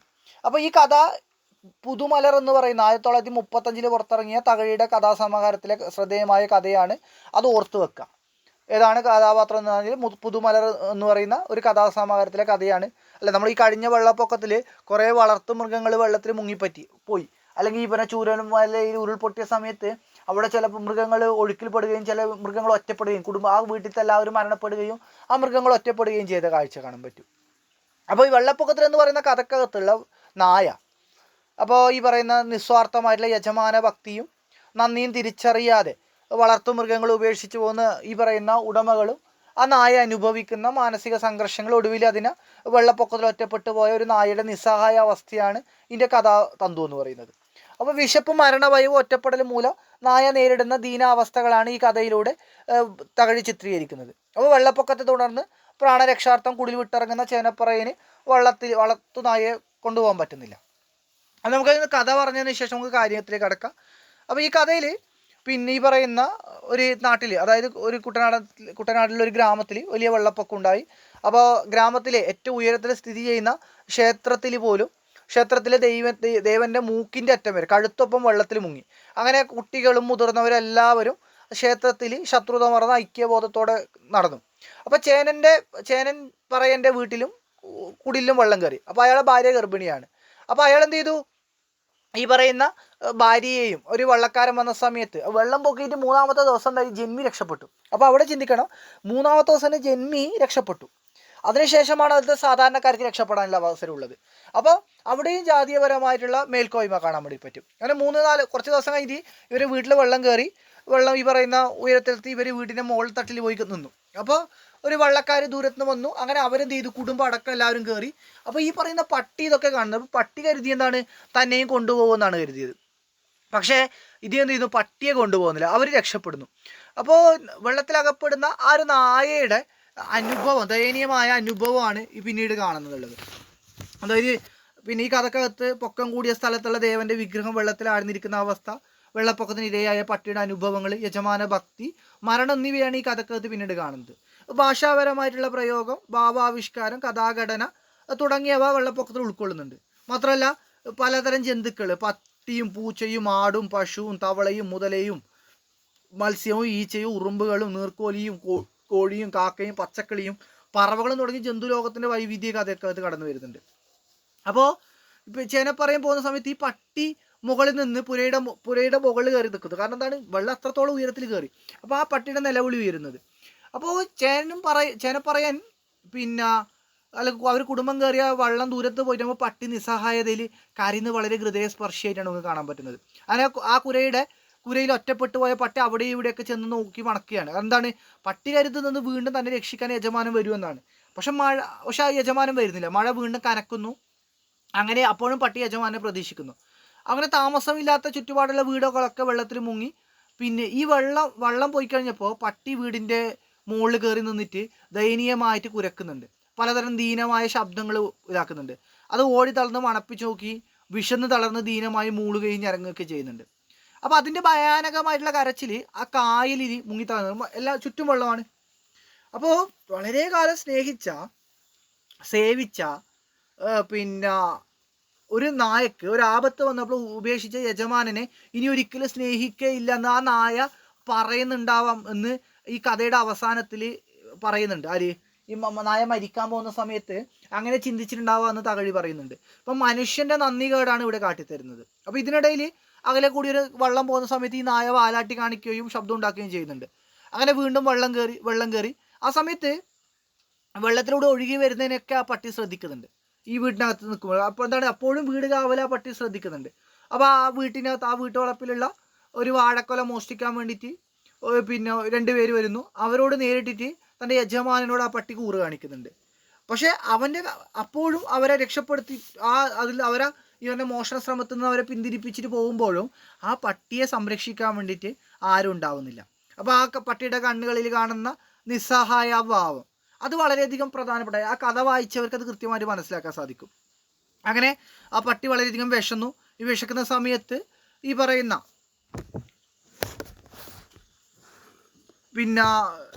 വിശക്കുന്ന സമയത്ത് ആ പട്ടി എന്ത് ചെയ്യുന്നു, പട്ടി ഒരു പശുവിനെ, ഒഴുകി വരുന്ന ചത്ത ഒരു പശുവിനെ പിടിക്കുന്നു. തിന്നാൻ നോക്കുന്ന സമയത്ത് ഒരു മുതല ചാടി പിടിച്ച് അങ്ങനെ ആ ചേനപ്പറയൻ്റെ പട്ടിയുടെ ജീവിതം അവിടെ അവസാനിക്കുന്നു. അങ്ങനെ വെള്ളമൊക്കെ ഇറങ്ങിയതിന് ശേഷം ചേന നീന്തി തുടിച്ചിട്ട് പട്ടി അന്വേഷിച്ച് കൊട്ടിലേക്ക് വരുന്നതാണ്. ആ സമയത്താണ് തെങ്ങിൻ്റെ ചുവട്ടിൽ ഒരു പട്ടിയുടെ ശരീരം അടിഞ്ഞു കിടക്കുന്നത്. അപ്പോൾ ഓളങ്ങളിൽ അതിനെ മെല്ലെ ചലിപ്പിക്കുന്നുണ്ട്. അതിനെ പെരുവേരെല്ലാം കൊണ്ട് ചേനൻ അതിനെ തിരിച്ചു മറിച്ച് ഇട്ട് നോക്കി, അതെൻ്റെ പട്ടിയാണെന്ന് സംശയം തോന്നി. അപ്പോൾ ഒരു ചെവി മുറിഞ്ഞിട്ടുണ്ട്, തൊലി അഴുകിപ്പോയതിനാൽ നിറന്തെന്ന് അറിഞ്ഞുകൂടാ, ഇങ്ങനെ പറഞ്ഞാണ് കഥ അവസാനിക്കുന്നത്.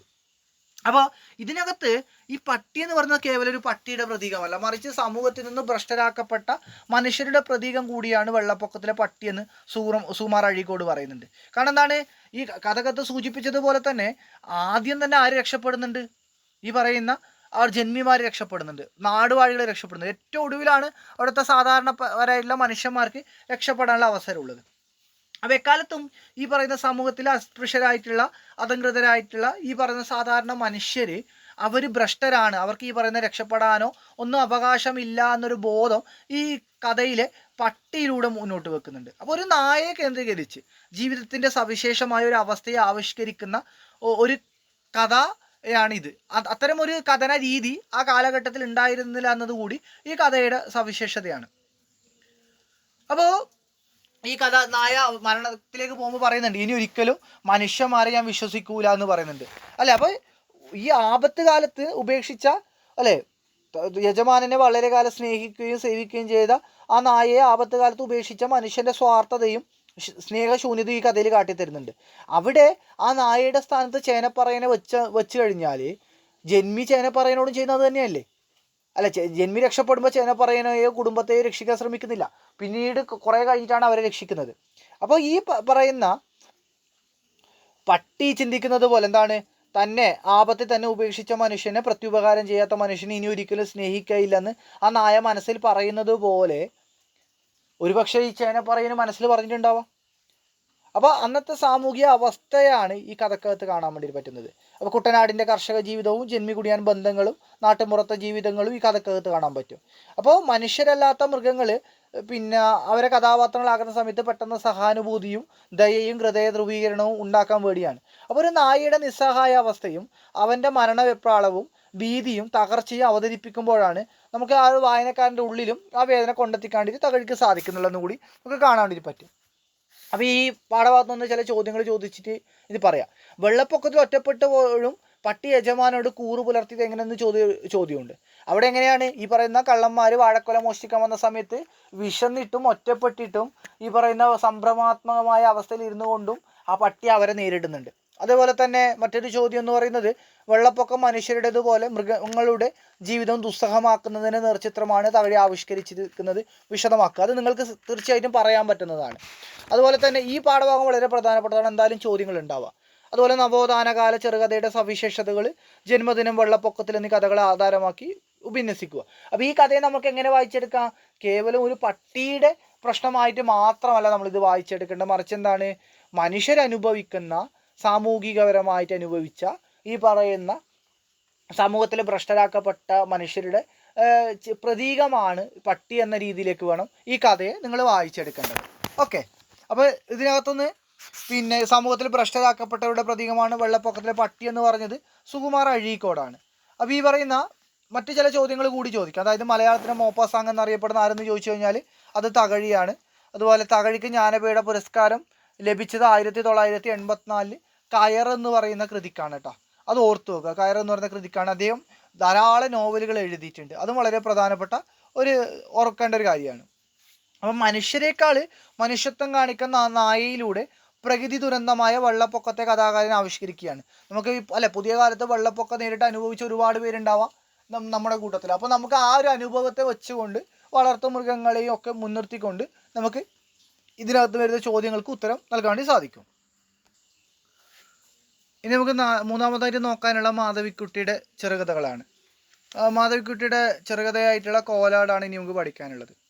അപ്പോൾ മലയാളത്തിൽ മലയാള കഥയിൽ ചെറുകഥയിൽ സ്ത്രീപക്ഷ എഴുത്തുകാർ ആദ്യകാലത്ത് വളരെയധികം കുറവായിരുന്നു. ആദ്യകാലത്ത് പ്രത്യേകിച്ച് അത് എടുത്തു പറയാൻ പറ്റുന്ന ആദ്യകാല കഥകളൊന്നും സ്ത്രീ എഴുത്തുകാരെ എഴുതിയിട്ടില്ല.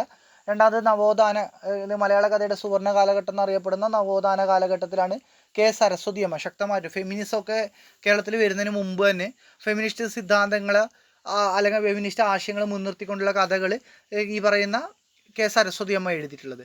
അതുപോലെ ലളിതാംബിക അന്തർജനം, മാധവിക്കുട്ടി, രാജലക്ഷ്മി മുതലായ എഴുത്തുകാരൊക്കെ എഴുതി തുടങ്ങുന്നൊരു കാലഘട്ടമാണ്. അപ്പം മലയാള ചെറുകഥയുടെ ആധുനിക കാലഘട്ടത്തിൽ കാൽപ്പനിക പ്രവണതകൾ ഉപയോഗിച്ചുകൊണ്ട് രചനകൾ നടത്തിയ ഒരു ആളാണ് മാധവിക്കുട്ടി എന്ന് പറയുന്നത്. മലയാളത്തിലും ഇംഗ്ലീഷിലും അവർ എഴുതിയിട്ടുണ്ട്. അപ്പോൾ ടി പത്മനാഭൻ തുടങ്ങിയ സമകാലികർക്കൊപ്പം ഒറ്റപ്പെടുന്നവരുടെ ആത്മനൊമ്പരങ്ങളും പ്രണയവും വിരഹവും മനുഷ്യരുടെ മനസ്സിലേക്ക് മാധവിക്കുട്ടി ആഴത്തിൽ കൊണ്ടെത്തിച്ചതായിരിക്കും കാണിക്കാൻ പറ്റും. അവരൊരു റാഡിക്കൽ ഫെമിനിസ്റ്റ് ആയിരുന്നില്ല എങ്കിലും സ്ത്രീകളുടെ വിഗ്വലതകൾ, അസ്തിത്വവേദകൾ, ആത്മനൊമ്പരങ്ങൾ, ലൈംഗികത ഒരു മറയുമില്ലാതെ തുറന്നെഴുതുകയും കപട സദാചാരങ്ങളുടെ പൊളിച്ചെഴുത്തായിരുന്നു മാധവിക്കുട്ടിയെ സമകാലികരിൽ നിന്ന് വ്യത്യസ്തനാക്കുന്നത്. അപ്പോൾ ഈ പറയുന്ന സ്ത്രീകളെ കുറിച്ചിട്ട് സ്ത്രീകൾ എഴുതുമ്പോഴാണ് കുറച്ചും കൂടി തീവ്രത ഉണ്ടാവുന്നത്. അപ്പോൾ കോലാട് എന്ന കഥ അവതരിപ്പിക്കുമ്പോൾ അത് മറ്റൊരു തരത്തിൽ വായിക്കാം. അതായത് ഈ പറയുന്ന 60കളിൽ നഗരങ്ങളെ കേന്ദ്രീകരിച്ചുകൊണ്ട് ഈ പറയുന്ന പിന്നെ പുതിയ ഒരു അണുകുടുംബ വ്യവസ്ഥ രൂപപ്പെട്ടു. അപ്പോൾ ആ അണുകുടുംബ വ്യവസ്ഥയിൽ പിന്നെ ഹോമിക്കപ്പെടുന്ന സ്ത്രീ ജീവിതത്തെയാണ് നമുക്ക് കാണാൻ പറ്റുന്നത്. ഇതിനകത്തുള്ള സ്ത്രീ കഥാപാത്രം ഈ ഒരു അണുകുടുംബ വ്യവസ്ഥയിൽപ്പെട്ട സ്ത്രീയാണ്. അപ്പോൾ അവരനുഭവിക്കുന്ന പ്രശ്നങ്ങൾ നമുക്ക് ഇതിനകത്ത് കാണാൻ വേണ്ടിയിട്ട് സാധിക്കും. അപ്പോൾ ഈ പറയുന്ന കോലാട് എന്ന കഥ അവതരിപ്പിക്കുന്നതിന് മുന്നുപാധിയായിട്ട് വീട്ടമ്മ എന്ന നിലയിൽ സ്ത്രീകൾ അനുഭവിക്കേണ്ടി വരുന്ന ദുരിതങ്ങളും കഷ്ടത നമുക്ക് കാണാൻ പറ്റും അല്ലേ. നമുക്ക് ഗ്രേറ്റ് ഇന്ത്യൻ കിച്ചൺ എന്ന സിനിമ അല്ലേ, അതുപോലെ പിന്നെ തേഞ്ഞു തീരുന്ന വീട്ടുപകരണം പോലെ ഓരോ അടുക്കളയിൽ നരകിക്കുന്ന സ്ത്രീയെ ആ സിനിമക്ക് അത് അവതരിപ്പിച്ചിട്ടുണ്ട്. അതല്ലെങ്കിൽ ഈ പറയുന്ന ഇരുപക്ഷം പെടും ഹിന്ദു അല്ല ഞാൻ, പിന്നെ അതുപോലെ ഈ പറയുന്ന മലയാളത്തിൽ ഒരുപാട് കവിതകളുണ്ട്. മലയാളത്തിൽ ഉത്തരാധുനികതയിൽ ധാരാളം കവിതകൾ ഈ പറഞ്ഞ സ്ത്രീ അനുഭവങ്ങളെ മുൻനിർത്തി രൂപപ്പെട്ടിട്ടുണ്ട്. ധാരാളം സിനിമകൾക്ക് ഉപരി നമ്മൾ റിയൽ ലൈഫിൽ ഇത് അനുഭവിക്കുന്നുണ്ട് അല്ലെ, സ്ത്രീകൾ അനുഭവിക്കുന്ന പ്രശ്നങ്ങൾ.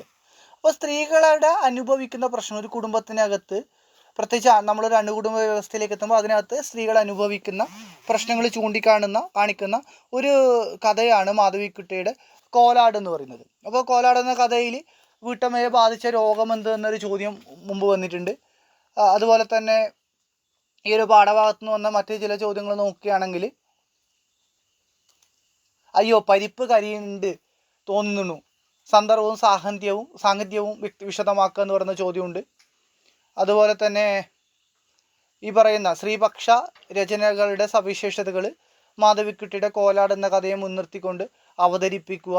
ഇത്തരം ചോദ്യങ്ങൾ ഈ ഒരു പാഠഭാഗത്തെ മുൻനിർത്തിക്കൊണ്ട് ചോദിക്കാം. പ്രത്യേകിച്ച് സ്ത്രീപക്ഷ സാഹിത്യത്തെക്കുറിച്ചുള്ള ചോദ്യങ്ങൾ കോലാട് എന്ന കഥയെ മുൻനിർത്തിക്കൊണ്ട് ചോദിക്കാൻ സാധിക്കും. അല്ലെങ്കിൽ കോലാട് എന്ന് പറയുന്ന കഥയിലെ അമ്മ എന്ന കഥാപാത്ര നിരൂപണം ചോദിക്കാം.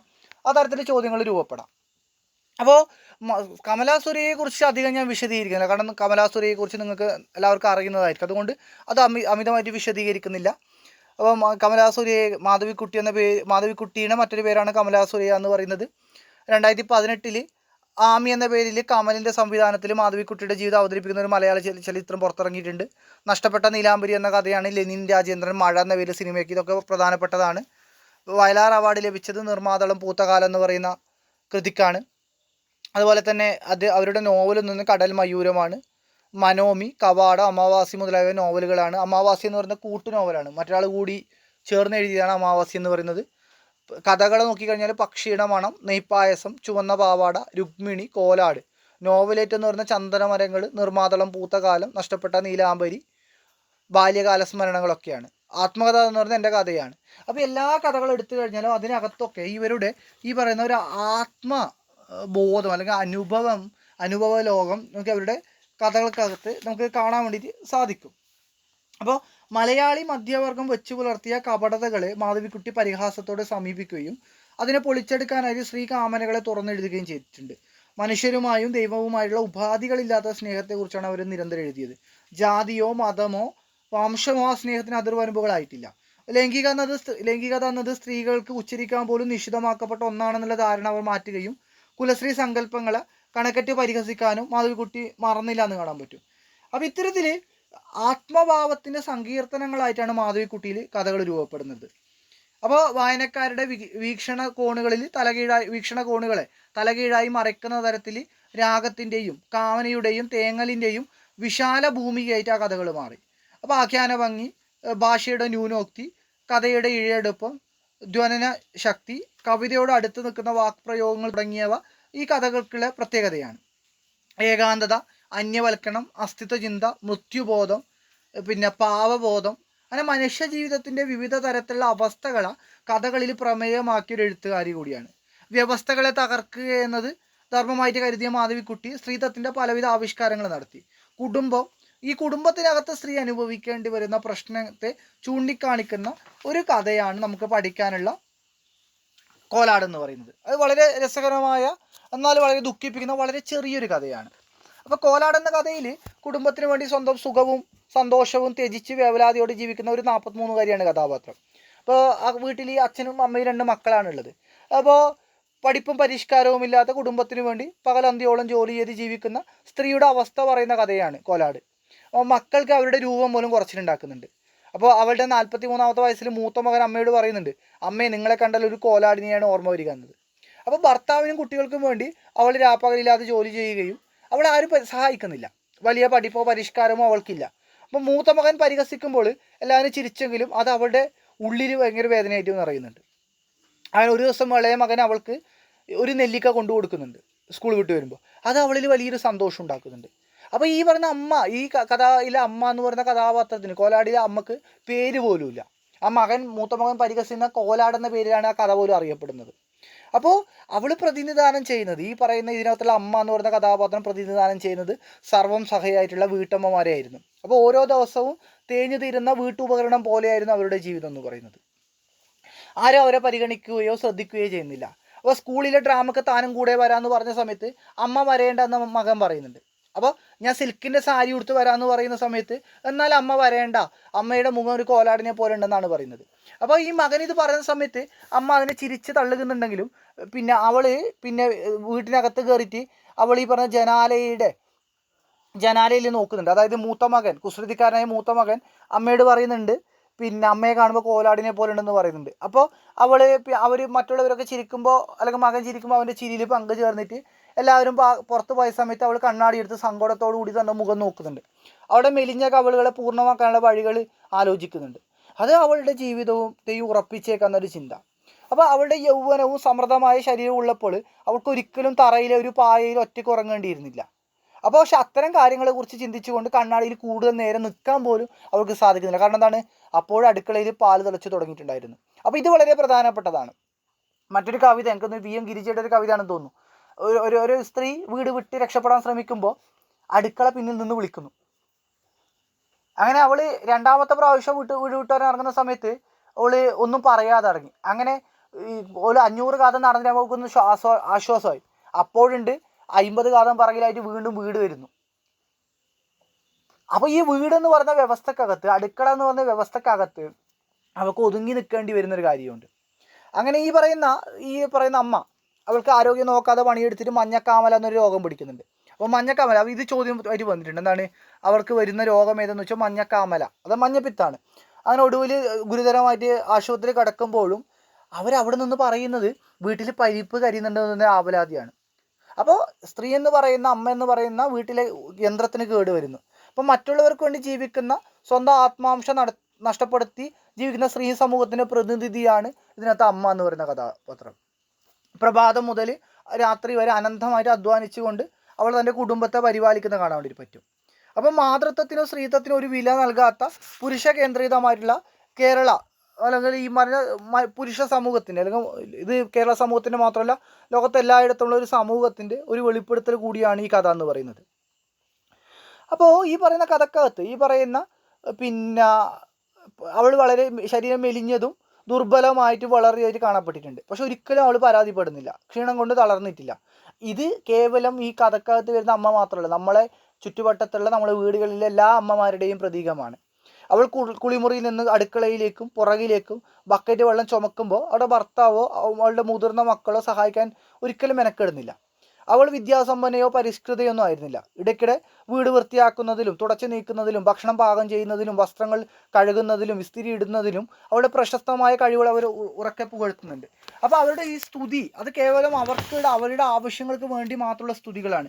ഇത് കേൾക്കുന്ന സമയത്ത് അവൾ പുഞ്ചിരിക്കുകയും ആ ചീഞ്ഞഴുകുന്ന പല്ലുകൾ തുറന്നു കാട്ടി ചിരിക്കുകയും ചെയ്യും.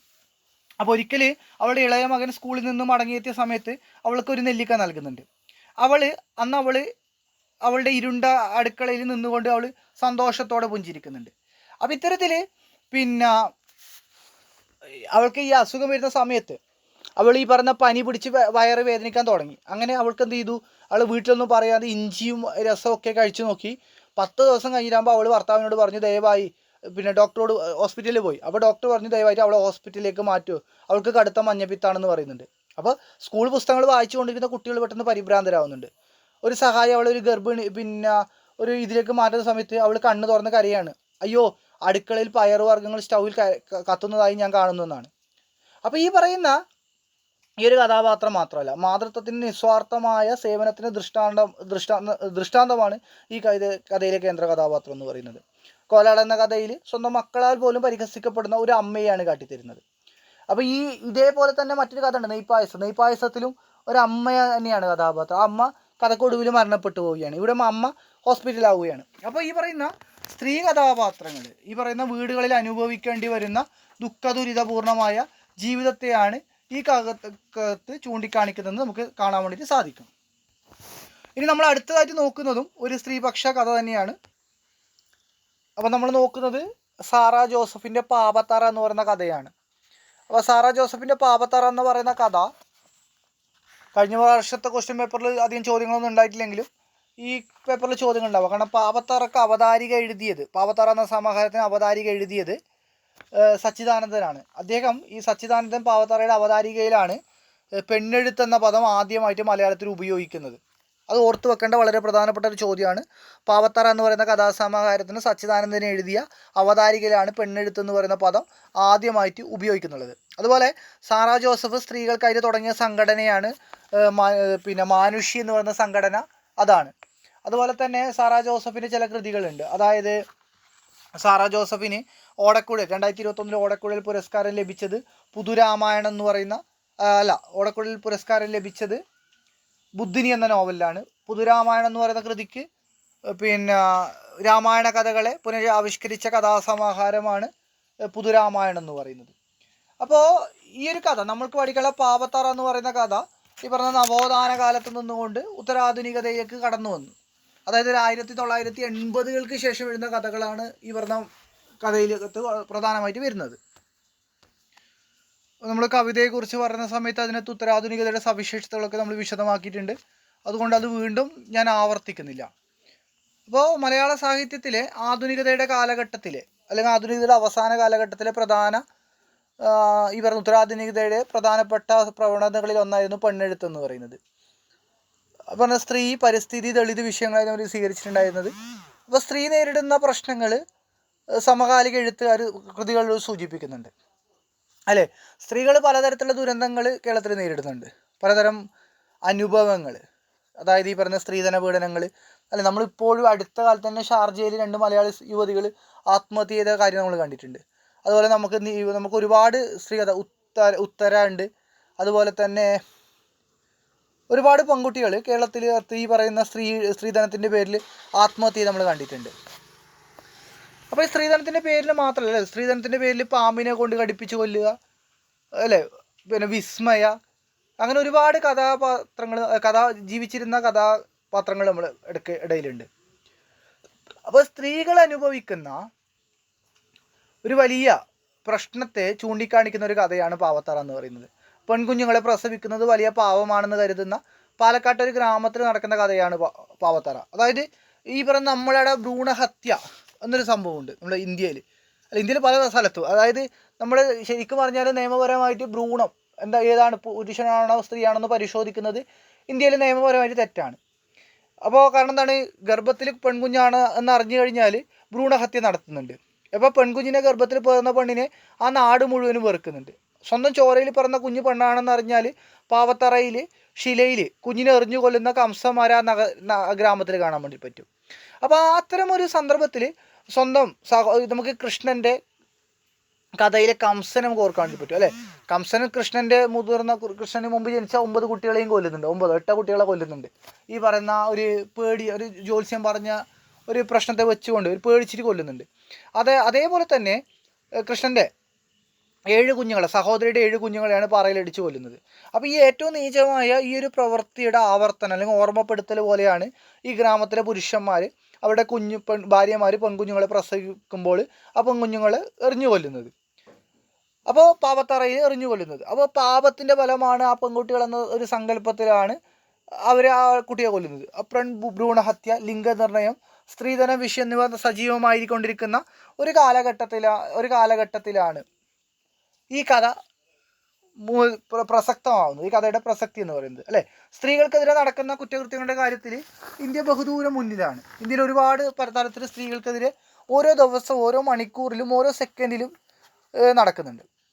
അപ്പോൾ സാറാ ജോസഫ് എന്ന് പറയുന്ന ഒരു സാഹിത്യകാരി എന്നതിലുപരി കേരളത്തിലെ ഫെമിനിസ്റ്റ് പ്രസ്ഥാനത്തിൻ്റെ സംഘാടകയാണ്, പ്രവർത്തകയൊക്കെയാണ്. അപ്പോൾ അവർ ഈ പറയുന്ന മാനുഷി എന്ന് പറയുന്ന സംഘടന സ്ഥാപിച്ചിട്ട് ഈ പറയുന്ന സ്ത്രീപക്ഷ പ്രവർത്തനങ്ങൾ നടത്തി നമുക്ക് കാണാൻ വേണ്ടി പറ്റും. അപ്പോൾ ഈ കഥയുടെ ഒരു സംഗ്രഹം എന്ന് പറഞ്ഞാൽ പെണ്ണ് പൂക്കുന്ന നാട്ടിലേക്ക് പറത്തിവിടാൻ ഭ്രൂണത്തിന് അടയിരിക്കുന്ന അമ്മമാരുടെ കഥയാണ് പാവത്തറ. ഉഷ്ണത്തിര തള്ളുന്ന ഒരു പാലക്കാടൻ കാറ്റിൽ മഞ്ഞരളിക്കാടുകൾ മുടിയഴിച്ചാടിയപ്പോൾ അടിവയറ്റിൽ ഒരു സ്വപ്നം പോലെ ഉടഞ്ഞു തകർന്ന് ലക്ഷ്മിക്കുട്ടിയുടെ പേറ്റ് നോവ് ആരംഭിക്കുന്നു. ഇങ്ങനെയാണ് കഥ തുടങ്ങുന്നത്. അപ്പോൾ പെൺകുഞ്ഞുങ്ങൾ പിറക്കുന്നത് ശാപമാണെന്ന് കരുതുന്ന ഒരു വിഭാഗത്തിൻ്റെ ചെയ്തികൾ വരച്ചിടുകയാണ് എഴുത്തുകാരി ഈ കഥക്കകത്ത്. അപ്പോൾ പെണ്ണിനെ പെറുന്ന കൊടിച്ചി എന്ന വിശേഷണം നൽകിയിട്ട് ഈ പ്രധാനപ്പെട്ട കഥാപാത്രമായിട്ടുള്ള ലക്ഷ്മിക്കുട്ടി പറഞ്ഞിട്ടുണ്ട്. അത് നമുക്ക് കൊടിച്ചി എന്ന പട്ടികളെയാണ് പറയുന്നത്. അപ്പോൾ പെണ്ണിനെ പെറുന്ന കൊടിച്ചി എന്ന് വിശേഷണം നൽകിയ ലക്ഷ്മിക്കുട്ടി പ്രസവ വേദന സമയത്ത് എല്ലാ ഈശ്വരന്മാരെയും വിളിച്ച് ആ ജനിക്കുന്ന കുട്ടി പുരുഷനാവണമെന്ന് പ്രാർത്ഥിക്കുന്നുണ്ട്. കാരണം എന്താണ്, ജനിച്ചു കഴിഞ്ഞാൽ ആ കുട്ടി പെൺകുട്ടിയായി ജനിച്ചു കഴിഞ്ഞാൽ നേരിടേണ്ടി വരുന്ന കൈപ്പേറിയ അനുഭവങ്ങൾ മൂലമാണ് അത്തരത്തിൽ കാണുന്നത്. അപ്പോൾ അവരുടെ പ്രധാനപ്പെട്ട കൃതികൾ, ചില കൃതികളെ പേര് ഓർത്തു വെക്കുക: പുതുരാമായണം, ഒടുവിലത്തെ സൂര്യകാന്തി, ആലാഹിയുടെ പെൺമക്കൾ, മാറ്റാത്തി, ഊരുകാവല്, ഒതപ്പ്, ആളോഹരി ആനന്ദം, ബുദ്ധിനി. അപ്പോൾ അതൊക്കെ വളരെ പ്രധാനപ്പെട്ട കൃതികളാണ്, അതൊന്ന് ഓർത്തു വെക്കുക. അപ്പോൾ 1987 രചിച്ച ഒരു കഥയാണ് പാപത്തറ എന്ന് പറയുന്നത്. അപ്പോൾ സ്ത്രീ അനുഭവിക്കുന്ന ഒരു പെൺകുഞ്ഞ് വളർന്നു വരുമ്പോൾ സമൂഹത്തിൽ ആ കുട്ടിക്കുണ്ടാകുന്ന ചിലവുകൾ, കല്യാണത്തിന് സ്ത്രീധനം നൽകാനുള്ള വലിയ ചിലവുകൾ ഭയന്ന് മാതാപിതാക്കൾ പെൺകുഞ്ഞുങ്ങളെ കൊന്നുകളയാണ് കൂട്ടുന്നത്. ഇത് യഥാർത്ഥത്തിൽ നടന്ന സംഭവമാണ്. അപ്പോൾ അതോടൊപ്പം ഇത് 80കളിൽ നടക്കുന്ന കാര്യത്തെയാണ് പറയുന്നത്. അപ്പോൾ ഇതോടൊപ്പം കേരളത്തിലെ സ്ത്രീധന മരണങ്ങൾ ധാരാളമായിട്ട് റിപ്പോർട്ട് ചെയ്യപ്പെട്ട ഒരു കാലഘട്ടത്തിലാണ് ഈ കഥ എഴുതുന്നതെന്ന് സാറാ ജോസഫ് പറയുന്നുണ്ട്. അപ്പോൾ പുരോഗമന നവോത്ഥാനങ്ങളുടെ ഈ കാലത്തും അജ്ഞതയുടെ നാരായ വേരിന് ബലം കൂട്ടുക തന്നെയാണ് ചെയ്യുന്നുള്ളത്.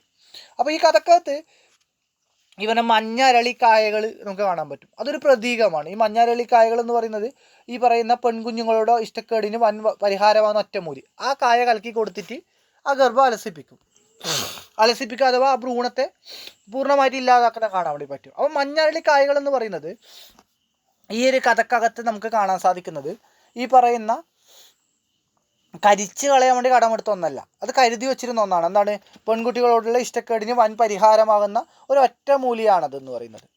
അപ്പോൾ പെൺപിറവികൾക്ക് വിശ്വാസങ്ങളുടെ വിറ്റുവരവിലോ പറ്റുപടിയിലോ ഒരു സ്ഥാനമില്ലാതിരുന്ന ഒരു കാലമായി ഉണ്ടായിരുന്നു ഇവിടെ. അപ്പോൾ കുഞ്ഞായിരുന്നവൾ അമ്മയായി മാറിയപ്പോൾ അവൾക്കുള്ള ദുഷ്ടപ്പേര് പെണ്ണിനെ പിറന്നവളെന്നായി. അപ്പോൾ ആ പദവി സമൂഹം അവൾക്ക് നൽകിയ ജീവൻ ബാക്കി വയ്ക്കുന്ന ദയ മാത്രമായിരുന്നു. അപ്പോൾ ഇത്തരമൊരു കാലഘട്ടത്തിൻ്റെ യാഥാർത്ഥ്യമായ കഥയാണ് പാവത്തറ എന്ന് പറയുന്നത്. അപ്പോൾ ഈ പാലക്കാടൻ കാറ്റിൻ്റെ ഗതിവേഗങ്ങളിൽ മഞ്ഞരളി പൂക്കുന്ന കാലത്തിൻ്റെ ഗന്ധത്തിൽ അലിഞ്ഞു ചേർന്നിരുന്ന ചേതനയേറ്റ പെൺകുഞ്ഞുങ്ങളുടെ ശ്വാസനിശ്വാസങ്ങൾ കൂടിയാണ് എന്ന് ചിന്തിക്കുന്നത് തന്നെ പ്രയാസമുള്ളൊരു കാലമാണ്. അപ്പോൾ എന്താണ്, അവിടെ ഈ അരളി പൂത്ത മണം വരുന്നത് എന്താണ്, അവിടെ ഈ പറയുന്ന അരളി പൂക്കുമെന്ന് പറയുമ്പോൾ അവിടെ ജനിക്കുന്ന പെൺകുട്ടികളെ ഈ അരളിയുടെ കായ കൊടുത്തിട്ട് ആ വിഷം കൊടുത്തിട്ട് കൊല്ലുന്നു എന്ന് കൂടി നമുക്ക് കാണാൻ പറ്റും. അപ്പോൾ ആ അരളിയുടെ മണത്തിന് പെൺകുട്ടികളുടെ ചേതനയേറ്റ ശരീരത്തിൻ്റെ മണം കൂടിയുണ്ടെന്ന് കാണാൻ വേണ്ടി പറ്റും. അപ്പോൾ പെൺകുഞ്ഞ് പറക്കുന്നതേ പാവമെന്ന് വിശ്വസിക്കുന്ന ഒരു വിഭാഗം, അവിടെ പെൺകുഞ്ഞിന് ജന്മം നൽകേണ്ടി വരുന്ന പാവപ്പെട്ട അമ്മമാർ. അപ്പോൾ ഈ അമ്മമാരുടെ കൂട്ടത്തിലൊരു അമ്മയാണ് ലക്ഷ്മിക്കുട്ടി എന്ന് പറയുന്നത്. അപ്പോൾ ലക്ഷ്മിക്കുട്ടിക്ക് പറക്കുന്നത് ആൺകുഞ്ഞാവാൻ വേണ്ടിയിട്ട് ആഭിചാരക്രിയകൾ വരെ നടത്തുന്നവളാണ് പിന്നെ ഇവരുടെ ഭർത്താവായിട്ടുള്ള കൊച്ചു നാരായണൻ്റെ അമ്മ. കാരണം എന്താണ്, അവർ പെറ്റിൽ ഒരു ആൺതരി ഉണ്ടായിരുന്നു, അതായിരുന്നു കൊച്ചു നാരായണൻ. അപ്പോൾ ആ സ്ത്രീ, അതായത് ഈ പറഞ്ഞ അമ്മായി അമ്മ പെൺകുഞ്ഞിന് ജന്മം നൽകിയിട്ടുണ്ടോ എന്ന് കഥ പറയുന്നൊന്നുമില്ല. അപ്പോൾ ജന്മദോഷത്തിൻ്റെ ഫലമായി തനിക്ക് പെൺകുഞ്ഞ് മാത്രമേ പിറക്കൂ എന്ന് വിശ്വസിക്കുന്നവളാണ് ലക്ഷ്മിക്കുട്ടി. അതുകൊണ്ട് തന്നെ അതിൻ്റെ പിറന്ന ശേഷമുള്ള അവസ്ഥയാണ് അവളുടെ ഏറ്റവും വലിയ ആദി എന്ന് പറയുന്നത്. ശരിയേത് തെറ്റെന്ന് തിരിച്ചറിയാൻ കഴിയാത്ത അവസ്ഥയിലേക്ക് സാധാരണ മനുഷ്യനെ കൊണ്ട് ചെന്നെത്തിക്കാനുള്ള വിശ്വാസങ്ങളെ ശക്തി അപാരമാണ്. അപ്പോൾ അവിടെ ചില കാര്യങ്ങളെക്കുറിച്ച് കേട്ടറിവുകളിലൂടെ മാത്രമുള്ള വെളിച്ചം കുറഞ്ഞ വിവരങ്ങൾ സാധാരണക്കാരെ വല്ലാതെ ഉലച്ച് കളയുന്നുണ്ട്, പ്രത്യേകിച്ച് സ്ത്രീകളാണ്. ഇപ്പോൾ പാവത്തറയിൽ കഥാപാത്രമായിട്ടുള്ള ലക്ഷ്മിക്കുട്ടിയും ഏറ്റവും കൂടുതൽ പരീക്ഷിക്കപ്പെടുന്ന അങ്ങനെയാണ്. എന്താണ് ഈ പറയുന്ന സ്ത്രീ അനുഭവിക്കുന്നത്?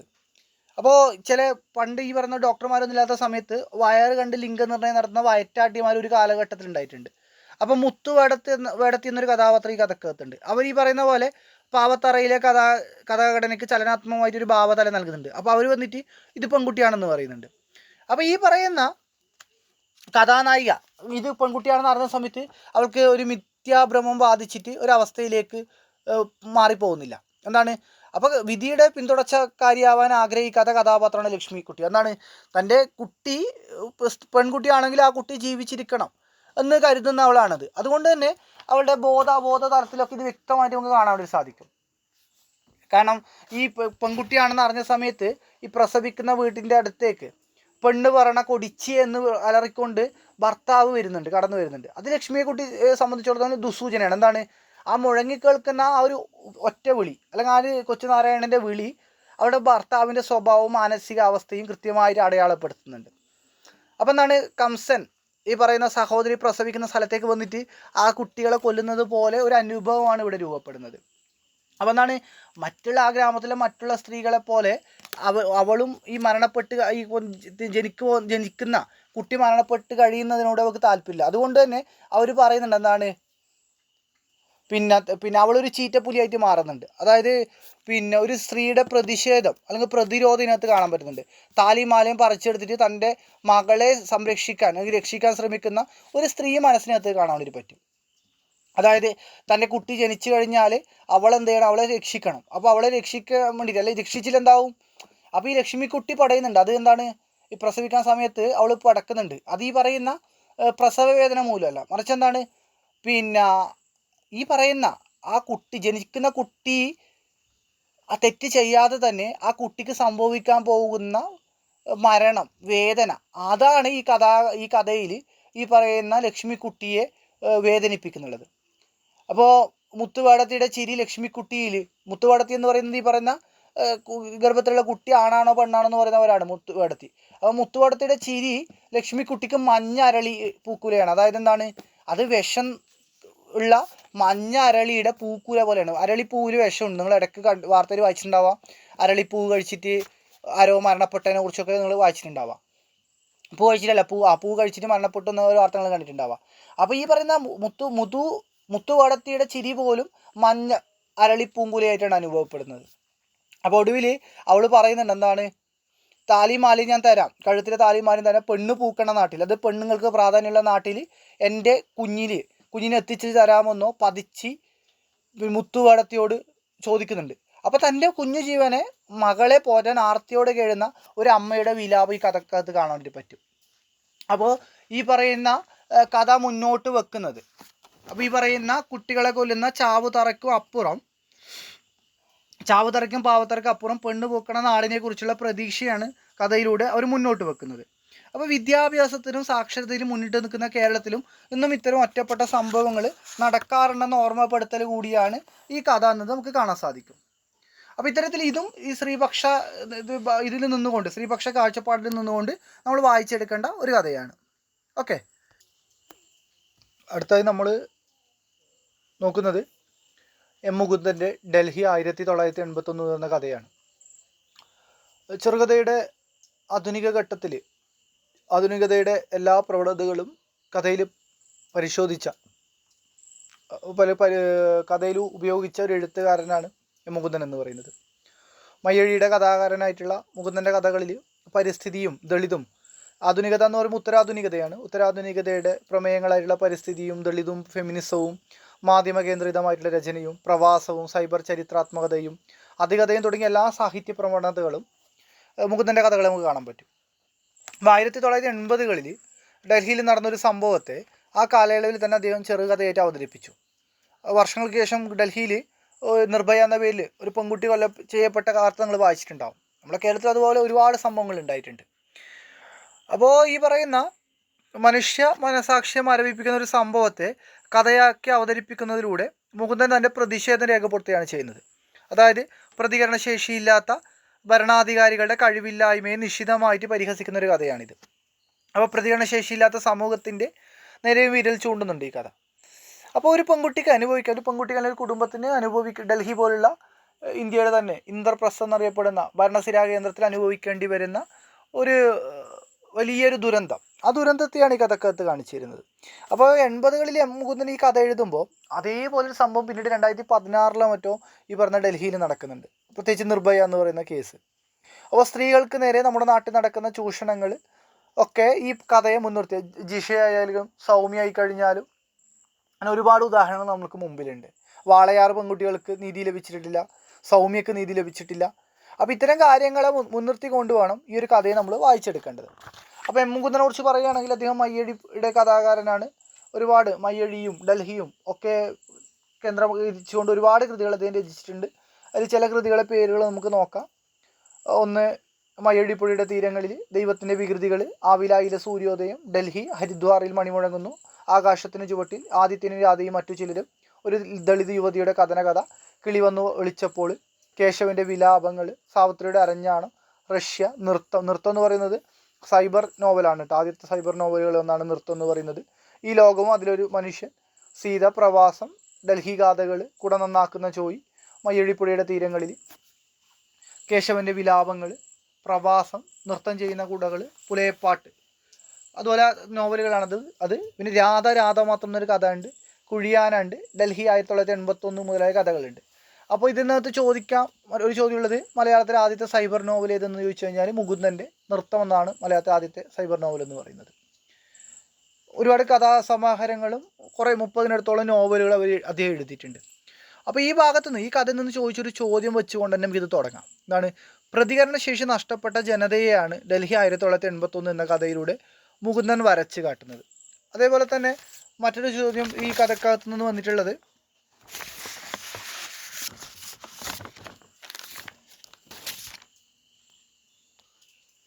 ഗബറിൽ നിന്ന് പറന്നു വന്ന പ്രാവ് ആരുടെ മൂർധാവിലാണ് കൊത്തിയതെന്നൊരു ചോദ്യം കൂടി കടന്നു വന്നിട്ടുണ്ട്. അപ്പോൾ ഈ ആധുനിക കഥാകാരന്മാരിൽ നിന്ന് തികച്ചും വ്യത്യസ്തമായിട്ടുള്ള ഒരു എഴുത്തുകാരനായിരുന്നു മുകുന്ദൻ എന്ന് പറയുന്നത്. അദ്ദേഹം ഈ പറയുന്ന സാഹിത്യത്തിൽ എല്ലാതരം പ്രവണതകളും പരീക്ഷിക്കുകയും അതിലൊക്കെ വിജയിച്ചൊരു എഴുത്തുകാരനാണ്. അപ്പോൾ ഡൽഹി പശ്ചാത്തലമാക്കിയിട്ട് സാമൂഹ്യ വിരുദ്ധരെ നടത്തിയൊരു അഴിഞ്ഞാട്ടത്തിൻ്റെ യഥാതഥമായിട്ടുള്ള ആവിഷ്കാരമാണ് ഡൽഹി 1981 കഥ. അപ്പോൾ ഈ കഥക്കകത്ത് രാജേന്ദ്ര പാണ്ഡെ എന്ന് പറയുന്ന ഒരാൾ തൻ്റെ മുറിയുടെ ജനാലയിലൂടെ കണ്ട കാഴ്ച കൂട്ടുകാരനായ കിഷോർ ലാലിനോട് പങ്കുവെക്കുന്ന രീതിയിലാണ് കഥ മുന്നോട്ട് പോകുന്നത്. അപ്പോൾ അവരുടെ മുന്നിൽ പരന്നു കിടക്കുന്ന മൈതാനത്തിലൂടെ ഒരു കുഞ്ഞുമായിട്ട് ചെറുപ്പക്കാരായിട്ടുള്ള ദമ്പതികൾ നടന്നു വരുന്നു. ആ നാട്ടിലത്തെ ദില്ലിയിലെ കുപ്രസിദ്ധരായിട്ടുള്ള തെമ്മാടികളായിട്ടുള്ള നാനക് ചന്ദും രഘുവീറും മൈതാനത്തിൻ്റെ മറുഭാഗത്തിരിക്കുന്നുണ്ട്. ദമ്പതികൾ അടുത്ത് വന്ന സമയത്ത് തെമ്മാടികൾ വഴി തടയുകയും അവർ ഒഴിഞ്ഞു മാറാൻ ശ്രമിച്ച സമയത്ത് നാനക് ചന്ദും രഘുവീറും അവരെ കയ്യേറ്റം ചെയ്യാൻ ശ്രമിക്കുന്നുണ്ട്. അങ്ങനെ ഭർത്താവ് കുഞ്ഞിനെ ഭാര്യ ഏൽപ്പിച്ചിട്ട് പ്രതിരോധിക്കുന്നു. ആ സമയത്ത് അവിടെ എത്തിയ മറ്റൊരാളിനോട് ഭാര്യ സഹായം അഭ്യർത്ഥിക്കുന്നു. എന്നാൽ തെമ്മാടികൾ അയാളെ ഓടിച്ചു വിടുകയാണ്. അപ്പോൾ ഈ കാഴ്ചയൊക്കെ ആര് കാണുന്നുണ്ട്? രാജേന്ദ്ര പാണ്ഡെയും കിഷോർ ലാലും കാണുന്നുണ്ട്. അവർ ഇത് കണ്ട് സന്തോഷിക്കുകയും അല്ലെങ്കിൽ രസിക്കുകയും അവർ നാനാക് ചന്ദിനെയും രഘുവീറിനെയും പ്രശംസിക്കുകയാണ് ചെയ്യുന്നത്. അപ്പോൾ ഈ പറയുന്ന പ്രതികരണശേഷി നഷ്ടപ്പെട്ടു. അങ്ങനെ അവരെന്ത് ചെയ്യുന്നു? ആ പെൺകുട്ടിയെ, ആ ഒരു അമ്മയായ പെൺകുട്ടിയെ അവർ രണ്ടുപേരും ബലമായിട്ട് പിടിച്ചു കൊണ്ടുപോയിട്ട് അവിടെ ഒരു കബറുണ്ട്, അതായത് കബറിടമുണ്ട്, ഈ മൃതശരീരം സംസ്കരിക്കുന്ന ഇടം, അവിടെ കൊണ്ടുപോയിട്ട് ക്രൂരമായിട്ട് ബലാത്സംഗം ചെയ്തിട്ട് ആ ദമ്പതികളെ ക്രൂരമായി പീഡിപ്പിച്ച് കൊല്ലുകയാണ്. അപ്പോൾ ഗുണ്ടകളെക്കാൾ, അവരോട് അതിക്രമം കാണിക്കുന്ന ഗുണ്ടകളെക്കാൾ ഇത് കണ്ട് ആനന്ദിക്കുന്നത് പാണ്ഡെയും കൂട്ടുകാരനായിട്ടുള്ള കിഷോർ ലാലുവാണ്. അപ്പോൾ ആ ദുഷ്ടത്തരത്തിനെതിരെ ശബ്ദിക്കാൻ ആ മഹാനഗരത്തിൽ ആരും വന്നില്ല.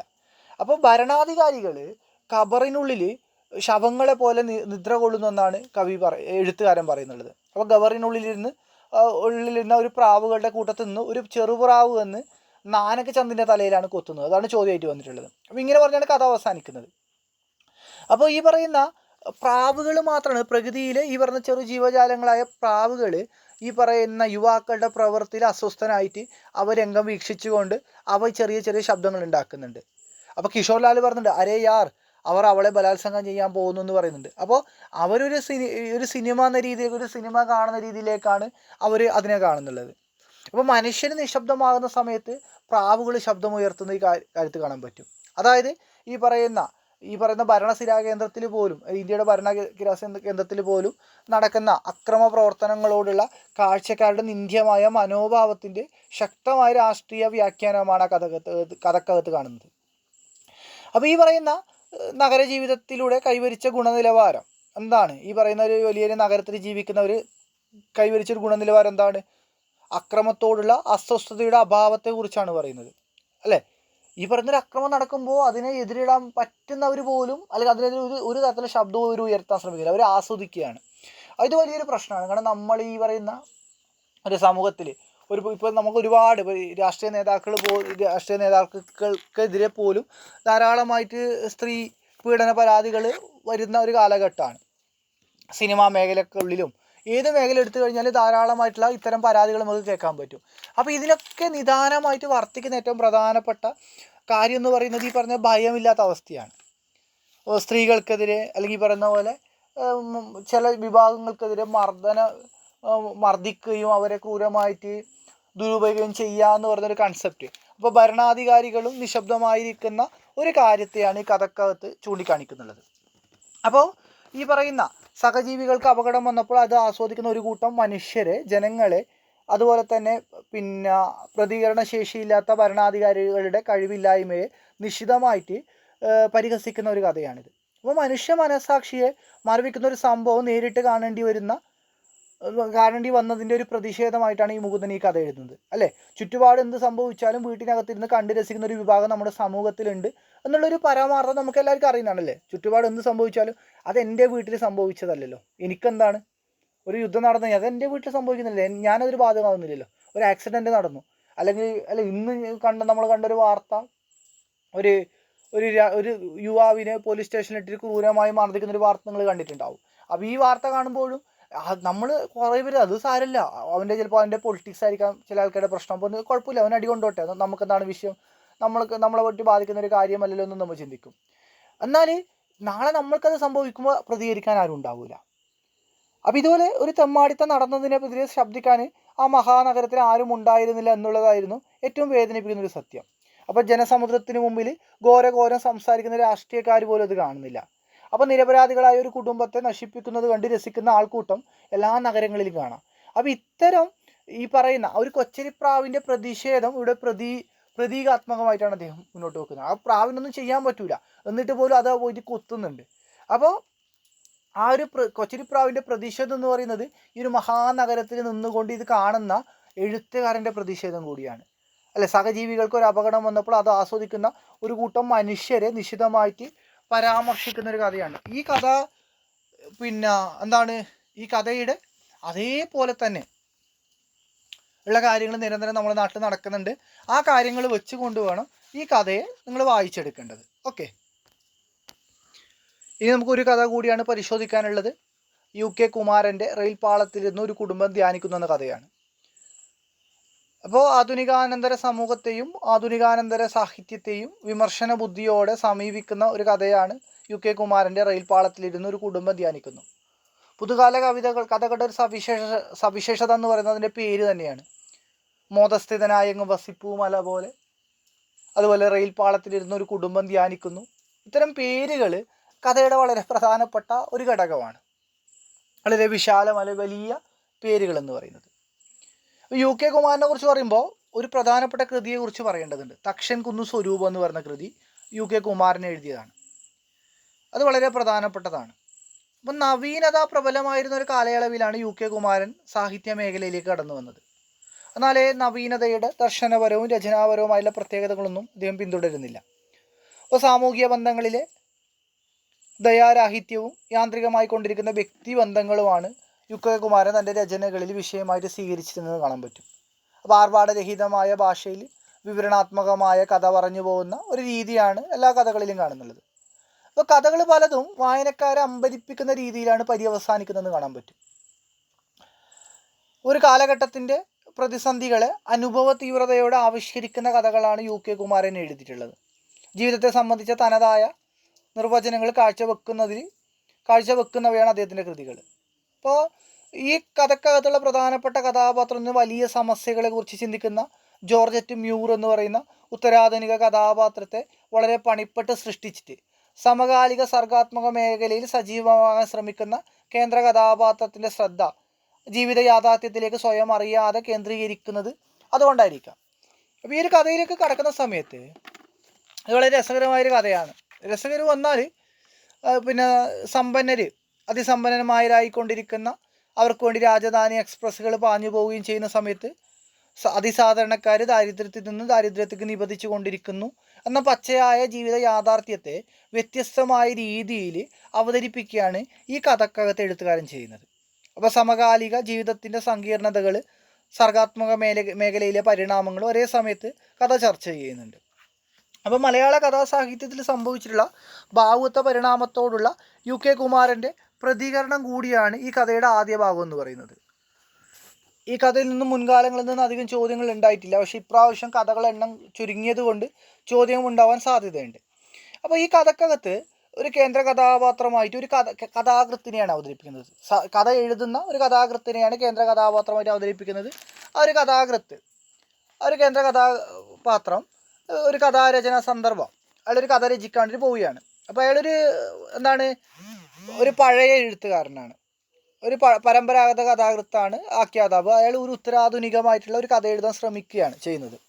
അപ്പോൾ കേന്ദ്ര കഥാപാത്രത്തിൻ്റെ ഭാവനാത്മക ലോകവും അയാൾ കാണുന്ന യഥാർത്ഥ ലോകവും കൂടിക്കലരുന്നതാണ് ഈ കഥയുടെ അന്തരീക്ഷം എന്ന് പറയുന്നത്.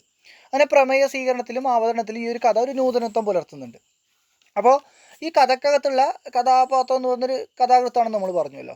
അപ്പോൾ ആ കഥാകൃത്ത് തൻ്റെ സർഗാത്മക ലോകത്ത് വരുത്തേണ്ട പരിവർത്തനത്തെക്കുറിച്ചുള്ള വേവലാതിൽ പെട്ടുകുഴലുകയാണ് അല്ലേ. അപ്പോൾ ഒരു ഉത്തരാധുനിക കഥക്ക് മറ്റു കഥകളിലുള്ളതുപോലെ തുടക്കമോ ഒടുക്കമോ ഒരിക്കലും യോജിക്കുകയില്ല എന്നാണ് ചിന്തിക്കുന്നു. അല്ല, നമ്മൾ സാധാരണ പരമ്പരാഗത കഥകൾക്ക് ഒരു തുടക്കം, ആദ്യ മധ്യാന്ത പൊരുത്തം ഉണ്ടാവും. ആദ്യം ഉണ്ടാവും, ഒരു മധ്യഭാഗം ഉണ്ടാവും, പിന്നെ ഒരു അന്ത്യം ഉണ്ടാവും, ഒരു പൊരുത്തം ഉണ്ടാവും. അത്തരം കാര്യങ്ങളൊന്നും ഉത്തരാധുനിക കഥകൾക്കില്ല.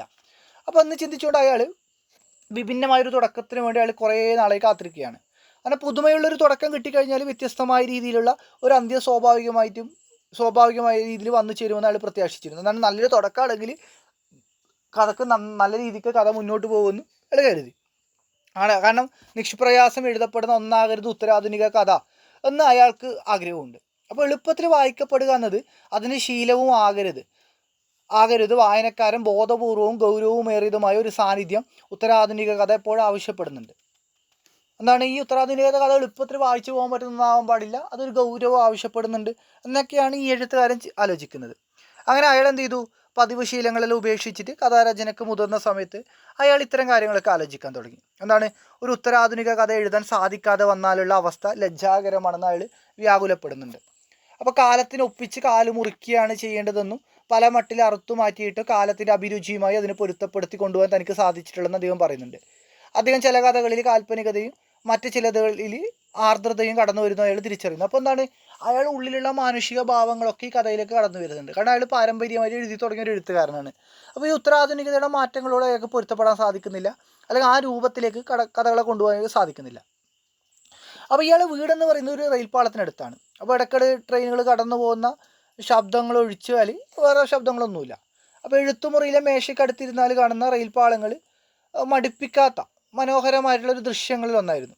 അങ്ങനെ പാളത്തിലേക്ക് നോക്കിയിരിക്കുന്ന സമയത്ത് അയാൾക്കുള്ളിലേക്ക് പല കഥാപാത്രങ്ങളും അയാളുടെ ഭാവനയിലേക്ക് കടന്നു വരാറുണ്ട്. അപ്പോൾ എന്നാൽ ഒരു ഉത്തരാധുനിക കഥ രചിക്കാനുള്ള ശ്രമത്തിൽ റെയിൽപ്പാള കാഴ്ചകൾ അയാളെ സഹായിച്ചില്ല. അപ്പോൾ ഈ റെയിൽപ്പാളത്തിൻ്റെ കാഴ്ചകളൊന്നും ഈ പറയുന്ന ഒരുപാട് അനുഭവങ്ങൾ തരുന്നുണ്ടെങ്കിലും അതെന്ത് ചെയ്തിട്ടാണ് അയാൾക്ക് ഒരു കഥ രചിക്കാനുള്ള കാര്യത്തിലൊന്നും സഹായിച്ചിട്ടില്ല.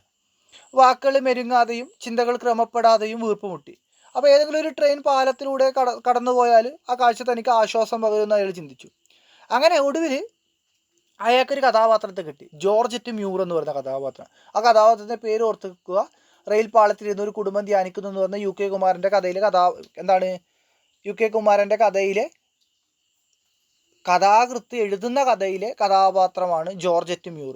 അപ്പോൾ ജോർജറ്റ് മ്യൂർ എന്ന മധ്യവയസ്കൻ തൻ്റെ ജീവിതത്തിലെ അവസാന രംഗം അഭിനയിച്ചു കൊണ്ടിരിക്കുകയാണ് എന്ന് തുടങ്ങുന്ന ഒരു കഥ എഴുതാൻ വേണ്ടി അയാൾ ചിന്തിക്കുന്നു. അങ്ങനെ ഏറെക്കുറെ പുതുമയാർന്നൊരു വാചകം കണ്ടെത്തിയിൽ അയാൾക്ക് ആശ്വാസം തോന്നുന്നു. വരികൾക്ക് കാൽപ്പനികതയുടെ ചുവയില്ല എന്നതും അയാൾ ഉല്ലാസഭരിതമാകുന്നു. എന്താണ്, ആദ്യകാല കഥകൾ കാൽപ്പനികവും ഈ പറയുന്ന നവോത്ഥാന കാല കഥകൾ എന്താണ് ഈ പറയുന്ന തീവ്രമായിട്ടുള്ള ആർദ്രതയും കടന്നു വരുന്നതായിരുന്നു. എന്നാൽ ഉത്തരാധുനികതയിൽ ഇതൊന്നും ആവശ്യമില്ല എന്നാണ് അയാൾ കരുതുന്നത്. അങ്ങനെ ഈ ഒരു നല്ലൊരു തുടക്കം കിട്ടി. ആ സമയത്താണ് അയാൾക്ക് എന്ത് ഓർമ്മ വരുന്നത്, അയാൾ നോക്കുന്ന സമയത്ത് റെയിൽ പാളത്തിലേക്ക് ഒരു കുടുംബം കടന്നു വരുന്ന അയാൾ കാണുന്നത്. ദരിദ്രയായിട്ടുള്ള ഒരു അമ്മ, ക്ഷീണിതരായ 3 കുട്ടികളാണ് അതിനകത്തുള്ളത്. അപ്പോൾ കഥാനായകൻ്റെ ശ്രദ്ധ ഈ പറഞ്ഞ ഭാവനാത്മകമായ ലോകത്ത് നിന്ന് യാഥാർത്ഥ്യ ലോകത്തിലേക്ക് പോകുന്നു. അപ്പോൾ ജോർജ് മ്യൂറിനെ കേന്ദ്ര കഥാപാത്രമാക്കിക്കൊണ്ട് ഒരു ഉത്തരാധുനിക കഥ രചിക്കാനുള്ള ശ്രമത്തിൽ നിന്ന് അയാളുടെ ശ്രദ്ധ വഴുതി പോവുകയാണ്. അപ്പോൾ റെയിൽ പാളത്തിൻ്റെ അരികിൽ ആ കുടുംബം എന്തിനാണ് വന്നതെന്ന് ജിജ്ഞാസ അയാൾ വളരുന്നു. അപ്പോൾ സ്വാഭാവികം എന്തായിരിക്കാം, ഒരു ദരിദ്ര കുടുംബമാണ്, അപ്പോൾ അവർ വന്നത് ആത്മഹത്യ ചെയ്യാനായിരിക്കും എന്നൊരു ധാരണയിൽ അയാൾ എത്തുന്നു. അപ്പം അയാൾക്ക് എന്തോ കുറ്റബോധം തോന്നുന്നു. എന്താണ്, ആ കുടുംബത്തെ അതേ നിമിഷം തന്നെ ആ കുടുംബത്തെ ആത്മഹത്യയുമായിട്ട് ബന്ധിപ്പിച്ച ക്രൂരത അയാൾ അന്താളിപ്പിക്കുകയും ചെയ്യുന്നുണ്ട്. അപ്പം മറ്റെന്തെങ്കിലും അവസ്ഥയിലേക്ക് തൻ്റെ ചിന്തയെ തിരിച്ചു പോകണമെന്ന് അയാൾ ആഗ്രഹിച്ചെങ്കിലും ഒടുവിൽ അയാൾ എത്തിച്ചേരുന്നത് ആത്മഹത്യ എന്ന ഒരു ചിന്തയിലേക്ക് തന്നെ, ആശയത്തിലേക്ക് തന്നെയാണ്. അപ്പോൾ എന്തുകൊണ്ടായിരിക്കും ആ കുടുംബം ആത്മഹത്യ ചെയ്യുന്നത്? കുടുംബത്തിൻ്റെ ദൈന്യതയാകാം ആത്മഹത്യ എന്ന വാക്കിനെ പറ്റി ചിന്തിക്കാൻ തന്നെ പ്രേരിപ്പിച്ചതെന്ന് അയാൾ കരുതുന്നുണ്ട്. അങ്ങനെ ഇദ്ദേഹത്തിൻ്റെ സുഹൃത്ത് ഒരു രാജ സുബ്രഹ്മണ്യൻ ഉണ്ട്. അപ്പോൾ ഈ രാജ സുബ്രഹ്മണ്യൻ ഒരിക്കലും ആത്മഹത്യ ചെയ്യാൻ ശ്രമിച്ചിട്ട് പരാജയപ്പെട്ട ഒരാളാണ്. അപ്പോൾ ഈ രാജ സുബ്രഹ്മണ്യൻ പറഞ്ഞ കാര്യങ്ങളൊക്കെ അയാൾ ഓർക്കുകയാണ്. അപ്പോൾ ആ റെയിൽ പാളത്തെക്കുറിച്ചുള്ള this is and heaven lip lies for gently suicide എന്ന പരാമർശം അയാൾ ഓർക്കുന്നുണ്ട്. കാരണം ഒരു ആത്മഹത്യ ചെയ്യാൻ ശ്രമിച്ചിട്ട് ഈ പറഞ്ഞ രാജ സുബ്രഹ്മണ്യൻ പരാജയപ്പെട്ടു. അപ്പോൾ ഇത്തരം ആത്മഹത്യ ചെയ്യാനുള്ള ഇടങ്ങൾ കാണുമ്പോൾ ഒക്കെ അയാൾ എന്ത് ചെയ്യുന്നു, അയാൾക്ക് ആവേശം കയറും. എന്താണ്, ആത്മഹത്യക്ക് ഒരുമ്പെടുന്നവരും ഇത്തരം സ്ഥലങ്ങൾ തമ്മിൽ ഒരു തരം ആശയവിനിമയം നടക്കുന്നുണ്ടെന്ന് പറയുന്നതാണ് എന്നാണ് രാജസുബ്രഹ്മണ്യത്തിൻ്റെ കണ്ടെത്തൽ. അതുകൊണ്ട് ചില സ്ഥലങ്ങളിൽ സ്ഥിരമായിട്ട് ആത്മഹത്യകൾ നടക്കാറുള്ളതെന്ന് അയാൾ സമർത്ഥിച്ചിട്ടുണ്ട്. കാരണം നമുക്കറിയാമല്ലേ, ചില പാറകളുണ്ട്, സൂയിസൈഡ് പോയിന്റ് എന്ന് നമ്മൾ പറയും, അവിടെ സ്ഥിരമായിട്ട് ആത്മഹത്യകൾ നടക്കാറുണ്ട്. ചില സ്ഥലത്ത് ട്രെയിൻ സ്ഥിരമായിട്ട് തലവെക്കാറുണ്ട്. അങ്ങനത്തെ സ്ഥലവും ആത്മഹത്യ ചെയ്യാൻ പോകുന്നവരും തമ്മിൽ ബന്ധമുണ്ടെന്നാണ് പറയുന്നത്. അപ്പോൾ ആ കുടുംബവും ആത്മഹത്യ ചെയ്യാൻ വന്നതായിരിക്കും എന്ന ചിന്ത കഥാനായകൻ പിന്തുടരുന്നുണ്ട്. അങ്ങനെ കഥാനായകൻ പിന്തുടരുകയും അപ്പോൾ ദാരിദ്ര്യത്തിൽ നിന്നും മറ്റു മോചനമാർഗ്ഗം ഇല്ലാത്തവർ മരണത്തിൽ തന്നെയായിരിക്കും അഭയം തേടുക എന്നും. അപ്പോൾ ഉത്തരാധുനിക കഥാരചനക്കുള്ള ഉദ്യമം അയാൾ എന്ത് ചെയ്യുന്നു, ഈ പറഞ്ഞ കാൽപ്പനികമായ ഉദ്യമത്തെ പാടെ, അല്ലെങ്കിൽ ഈ പറയുന്ന ഭാവനാത്മകമായ ഉദ്യമത്തെ പാടെ വിസ്മരിച്ച് കഥാനായകൻ ആ കുടുംബത്തെ വീക്ഷിക്കുകയാണ്. അപ്പോൾ അയാൾ കരുതുന്നു റെയിൽ പാളത്തിൽ അവർ ഏതെങ്കിലും ഒരു ട്രെയിൻ വന്നു കഴിഞ്ഞാൽ അതിന് മുമ്പിൽ ആത്മഹത്യ ചെയ്യുന്നതാണ് അയാൾക്ക് ഉറപ്പായി. ആദ്യത്തെ ഒരു ട്രെയിൻ വന്നു, ആ കുടുംബം ആത്മഹത്യാ ശ്രമം നടത്തിയിട്ടില്ല. അപ്പോൾ അയാൾ കരുതുന്നു, അപ്പോൾ ഈ ട്രെയിൻ ആയിരിക്കില്ല ചാടാൻ ശ്രമിക്കുന്നത്. കാരണം എന്താണ്, രാജസുബ്രഹ്മണ്യം പറഞ്ഞിട്ടുണ്ട്, ചില പ്രത്യേക വണ്ടികൾക്ക് മുമ്പിൽ ചാടിയിട്ട് മരിക്കുമെന്ന് ചില ആൾക്കാർ തീരുമാനിക്കും. ചിലർ ചരക്ക് വണ്ടിക്ക് മുമ്പിൽ ചാടിച്ചാവും, ചിലർ ഈ പറഞ്ഞാൽ പാസഞ്ചർ വണ്ടിക്ക് മുമ്പിൽ ചാടിച്ചാവും, ചിലർ എക്സ്പ്രസ്സിന് മുമ്പിൽ ജീവിതം അവസാനിക്കാൻ ആഗ്രഹിച്ചവരായിരിക്കും. അവർ മറ്റേത് വണ്ടിയുടെ മുമ്പിലും നിൽക്കൂല. അങ്ങനെ അയാൾ ഈ പറഞ്ഞ ഒരു വണ്ടി കടന്നുപോയി. അപ്പോൾ അയാൾ ആലോചിക്കാൻ ഇനി ഏത് വണ്ടിയാണ് വരാനുള്ളതെന്ന് ആലോചിക്കുമ്പോഴാണ് അയാൾ വീണ്ടും ഈ പറഞ്ഞ ഭാവനാത്മകമായ ഉത്തരാധുനിക കഥയിലേക്ക് പോകുന്നത്. ജോർജറ്റ് മൂറിൻ്റെ കണ്ണിൽ ലോകം ഒരു വിചിത്രമായ കൂടാരമായി തോന്നി. അപ്പോൾ എന്നൊരു തുടക്കവാചകത്തെ സങ്കല്പിച്ചിട്ട് അയാൾ തൃപ്തനായിട്ട് അയാൾ മുന്നോട്ട് പോകുന്നു. അപ്പോൾ അയാൾ പറയാണ്, ഈ ഇതിനകത്തുള്ള കഥാകൃത്ത് പറയാണ്, അതായത് കഥക്കകത്തുള്ള കഥാകൃത്ത് പറയാണ്, എന്താണ്, നിരൂപകന്മാർ പറയുന്നത് പോലെ പല അർത്ഥങ്ങൾ ഇതിൽ നിന്ന് വേർതിരിച്ചെടുക്കാമെന്നും ഒരു നല്ല തുടക്കം കിട്ടി എന്നതിനർത്ഥം കഥ 3/4 പങ്കും വിജയിച്ചു എന്നതാണെന്ന് അയാൾ ചിന്തിക്കുന്നു. അപ്പം ജോർജറ്റ് മ്യൂറ് ചിന്തിച്ചു കൊണ്ടിരിക്കുന്നത് ജീവിതത്തിൻ്റെ വലിയ സമസ്യകളെ കുറിച്ച് ആണെന്നും യാന്ത്രികമായിട്ടുള്ള ജീവിതം വിഭാവനം ചെയ്ത ഒരുപാട് ദുരിതങ്ങളുടെ പ്രതീകമാണ് ജോർജറ്റ് മ്യൂർ എന്ന് തൻ്റെ കഥാപാത്രമെന്ന് അയാൾ വ്യക്തമാക്കുന്നുണ്ട്. അങ്ങനെ ഇപ്രകാരം ഉത്തരാധുനിക കഥാരചനയിൽ കുറച്ചു നേരം മുഴുകാൻ കഴിഞ്ഞെങ്കിലും വീണ്ടും അയാളുടെ കാഴ്ച റെയിൽ പാളത്തിന് സമീപം ഇരിക്കുന്ന ആ കുടുംബത്തിൽ ചെന്നെത്തുന്നുണ്ട്. അപ്പോൾ കുട്ടികളുടെ കരച്ചിൽ നിർത്തിയിട്ടില്ല, അമ്മ നിസ്സഹായായിട്ടിരിക്കുന്നത്. അപ്പോൾ വീണ്ടും അയാളുടെ കഥയിൽ നിന്ന് വീണ്ടും എവിടെ എത്തുന്നു, ആ പറഞ്ഞ റെയിൽ പാളത്തിലേക്ക് എത്തുന്നു. അപ്പോൾ കുറച്ചു നേരം ആലോചിക്കുമ്പോൾ ഏറെ അവശനും രോഗബാധിതനുമായിട്ടുള്ള മറ്റൊരാൾ ആ കുട്ടിയുടെ അച്ഛനാണ്. ആ കുട്ടിയുടെ അച്ഛൻ കടന്നു വരുന്നു. അപ്പോൾ കാറ്റത്ത് ചലിച്ചു കൊണ്ടിരിക്കുന്ന ഒരു അസ്ഥിത കൂടം പോലെയുള്ള ആ മനുഷ്യൻ ആ കുടുംബത്തോട് ചേരുന്നു. അങ്ങനെ അയാൾ എന്ത് ചെയ്യുന്നു, ഈ കഥാകൃത്ത് എന്ത് ചെയ്യുന്നു, ഈ പറയുന്ന ജോർജറ്റ് മ്യൂറിനെ മാറ്റി നിർത്തി അയാൾ ആ കുടുംബത്തെ ശ്രദ്ധിക്കാൻ തുടങ്ങുന്നു. അപ്പോൾ ആ കുഞ്ഞുങ്ങൾക്ക് കളിച്ച് രസിക്കാമല്ലോ എന്നും മാതാപിതാക്കൾക്കൊപ്പം ചേരാമെന്നൊക്കെ അയാൾ ചിന്തിക്കുന്നുണ്ട്. എന്നാൽ ഒരു കളിക്കും മുതിരാതെ ആ കരഞ്ഞുകൊണ്ടിരിക്കുന്ന കുഞ്ഞുങ്ങൾക്ക് നേരെ നിസ്സഹായരായിട്ട് വെറുതെ നോക്കി നിൽക്കുകയാണ് ആ മാതാപിതാക്കൾ ചെയ്യുന്നത്. അങ്ങനെ ഇയാൾ കരുതുന്നു ഈ ജോർജറ്റ് മ്യൂർ എന്ന് പറയുന്ന കഥാപാത്രത്തെ ഇറക്കിക്കൊണ്ടുവന്ന് ഇവരുടെ ഇടയിലേക്ക് തള്ളി വിട്ടാലോ എന്ന് അയാൾ ആലോചിക്കുന്നുണ്ട്. അപ്പോൾ തൻ്റെ കഥയ്ക്ക് പുതിയൊരു ഭാവതലം ഉണ്ടാക്കാമെന്നും ചില കഥകളിലെ കഥാപാത്രങ്ങൾ യഥാർത്ഥ ജീവിതത്തിലേക്ക് ഇറങ്ങിച്ചെന്ന സംഭവങ്ങൾ ഉണ്ടായിട്ടുണ്ടല്ലോ അയാൾ ആലോചിച്ചുകൊണ്ടിരിക്കുന്നു. പെട്ടെന്ന് എന്താണ് അപ്രതീക്ഷിതമായിട്ട് ആ കുടുംബം എന്താകുന്നു, പാളത്തിനടുത്തേക്ക് നീങ്ങുകയും തിളച്ചു മറയുന്ന വെയിലിൽ ചുട്ടുപഴുത്ത കറുത്ത ലോഹരേഖകളിൽ അവർ അമർന്നിരിക്കുകയും ചെയ്യുന്നുണ്ട്. അവരെന്ത് ചെയ്യുന്നു, ഈ പറഞ്ഞ 3 കുഞ്ഞുങ്ങളുടെ തല അവർ കോൺക്രീറ്റ് സ്ലീപ്പറിൻ്റെ കാഠിന്യത്തിലേക്ക് അമർത്തി പിടിച്ചിരുന്നു. പുരുഷനും സ്ത്രീയും പാലത്തിലേക്ക് തല നന്നേ താഴ്ത്തിയാണ് ഇരുന്നിട്ടുള്ളത്. അങ്ങനെ പിഴുതു മാറ്റാൻ കഴിയാത്ത വണ്ണം ഏതോ ധ്യാനത്തിൻ്റെ ദൃഢതയിൽ അവർ അമർന്നു പോയിരിക്കുന്നു എന്ന് കഥാകൃത്ത് രേഖപ്പെടുത്തുന്നുണ്ട്. അപ്പോഴാണ് മുഴുവൻ എയർ കണ്ടീഷൻ ചെയ്ത, പുറത്ത് ഭയങ്കര ചൂടാണ്, അപ്പോൾ പിന്നെ അതുപോലെ ചുട്ടുപഴുത്ത റെയിലാണ്. അപ്പോഴാണ് മുഴുവൻ എയർ കണ്ടീഷൻ ചെയ്ത സമയം തെറ്റി വരുന്ന രാജധാനി എക്സ്പ്രസ് അവിടെ ധ്യാനത്തിന് മുകളിലൂടെ കടന്നുപോയത്. അത് കാണുന്ന കഥാനായകൻ തലതാഴ്ത്തി പിടിച്ചു. പിന്നെ ചെറിയ തമാശയോടെ ആത്മഹത്യ ചെയ്യാൻ രാജധാനി എക്സ്പ്രസ് കാത്തിരുന്ന ഒരു കുടുംബം എന്ന് ഓർക്കുന്നിടത്താണ് ആ കഥ അവസാനിക്കുന്നത്. അപ്പോൾ ഉത്തരാധുനിക കഥയിൽ ഈ പറഞ്ഞ ഈ കഥയുടെ രൂപം എന്ന് പറയുന്നത് പ്രമേയപരമായിട്ട് ഒന്നിലൊതുങ്ങി നിൽക്കുന്നതല്ല, രൂപപരമായിട്ട് വ്യത്യസ്തത പുലർത്തുന്നതാണ്. കഥക്കുള്ളിലൊരു കഥാകൃത്ത് കഥ എഴുതാൻ ശ്രമിക്കുകയും ആ കഥാകൃത്ത് യഥാർത്ഥത്തിലും കഥയിലും അനുഭവിക്കേണ്ടി വരുന്ന 2 കാര്യങ്ങൾ, യഥാർത്ഥ ജീവിതത്തിൽ കാണുന്നതല്ല, കഥയിലുള്ളതല്ല യഥാർത്ഥ ജീവിതത്തിൻ്റെ കാര്യങ്ങൾ. കാരണം സമകാലിക ജീവിതത്തിൻ്റെ സങ്കീർണതകൾ, അതാണ് സർഗാത്മക മേഖലയിൽ അതിങ്ങനെ പരിണമിക്കുന്നു. ഇപ്പോൾ ജോർജറ്റ് മ്യൂർ എന്ന് പറയുന്ന കഥാപാത്രം ജീവിതത്തിൻ്റെ വലിയ സമസ്യകളെ കുറിച്ചിട്ടൊക്കെയാണ് ആലോചിക്കുന്നത്. യാന്ത്രികമായിട്ടുള്ള ജീവിതത്തെയാണ് സംഭാവന ചെയ്ത ഒരുപാട് ദുരിതങ്ങളുടെ പ്രതീകമാണ് ജോർജറ്റ് മ്യൂർ എന്ന് പറയുന്നത്. എന്നാൽ അതേ സമയത്ത് എങ്ങനെയാണ് പുതിയ സമൂഹത്തിൽ സമ്പന്നർ അതിസമ്പന്നരാകുന്നതെന്നും ദരിദ്രർ അതിദരിദ്രരായിട്ട് മാറുന്നെന്നുള്ളൊരു കാഴ്ച ഇതിനകത്ത് ചൂണ്ടിക്കാണിക്കുന്നുണ്ട്. അപ്പോൾ ആ കാഴ്ചയൊക്കെ മുൻനിർത്തി വേണം ഈ കഥയെ വായിച്ചെടുക്കേണ്ടത്. അപ്പോൾ പുതിയ കാലത്ത് വരുന്ന കഥകളുടെ വ്യത്യസ്തത, ആധുനികാനന്തര കഥകളുടെ സവിശേഷതകൾ, അവയുടെ അപര്യാപ്തതകളൊക്കെ UK കുമാരൻ്റെ ഈ കഥയിലെ മുഖ്യ കഥാപാത്രത്തിൻ്റെ അഭിപ്രായങ്ങൾ എന്നോണം അവതരിപ്പിക്കുന്നത് നമുക്ക് കാണാൻ വേണ്ടിയിട്ട് സാധിക്കും. അപ്പോൾ ഈ രീതിയിലേക്ക് വേണം ഈ കഥയെ വായിച്ചെടുക്കേണ്ടത്. അപ്പോൾ ഒരു കഥക്കകത്ത് UK കുമാരൻ്റെ റെയിൽ പാളത്തിലിരുന്നു ഒരു കുടുംബം ധ്യാനിക്കുന്നു. ഇവിടെ ധ്യാനിക്കുന്നതെന്ന് പറയുന്നത് ആത്മഹത്യ ചെയ്യാൻ വേണ്ടി ഇരിക്കുകയാണ്. അതിദാരിദ്ര്യത്തിൽ മറ്റൊരു വഴിയുമില്ലാതെ രോഗാവസ്ഥയിലായ ഒരു കുടുംബം, അച്ഛനും അമ്മയും 3 കുട്ടികളടങ്ങുന്ന ഒരു കുടുംബം ആത്മഹത്യ ചെയ്യാണ്ട് റെയിൽ പാളത്തിൽ ഇരിക്കുന്നതാണ്. അത് കാണുന്ന കഥാകൃത്ത് അവരുടെ ജീവിതത്തിലേക്ക് തൻ്റെ കഥാപാത്രത്തെ ഇറക്കിക്കൊണ്ടുപോകാൻ ശ്രമിക്കുകയും പക്ഷെ അതിന് സാധിക്കാതെ അവിടെ ആത്മഹത്യ നോക്കി നിൽക്കേണ്ടി വരുന്ന ഒരവസ്ഥ, അത് തന്നെയാണ് ഈ കഥക്കകത്ത് ചൂണ്ടിക്കാണിക്കുന്നുള്ളത്. ആ രീതിയിലേക്ക് വേണം ഈ ഒരു കഥയെ നിങ്ങൾ വായിച്ചെടുക്കേണ്ടത്. അപ്പോൾ നമുക്ക് ഇത്ര കഥകളാണ് നമുക്ക് പഠിക്കാനുള്ളത്. ഓക്കെ.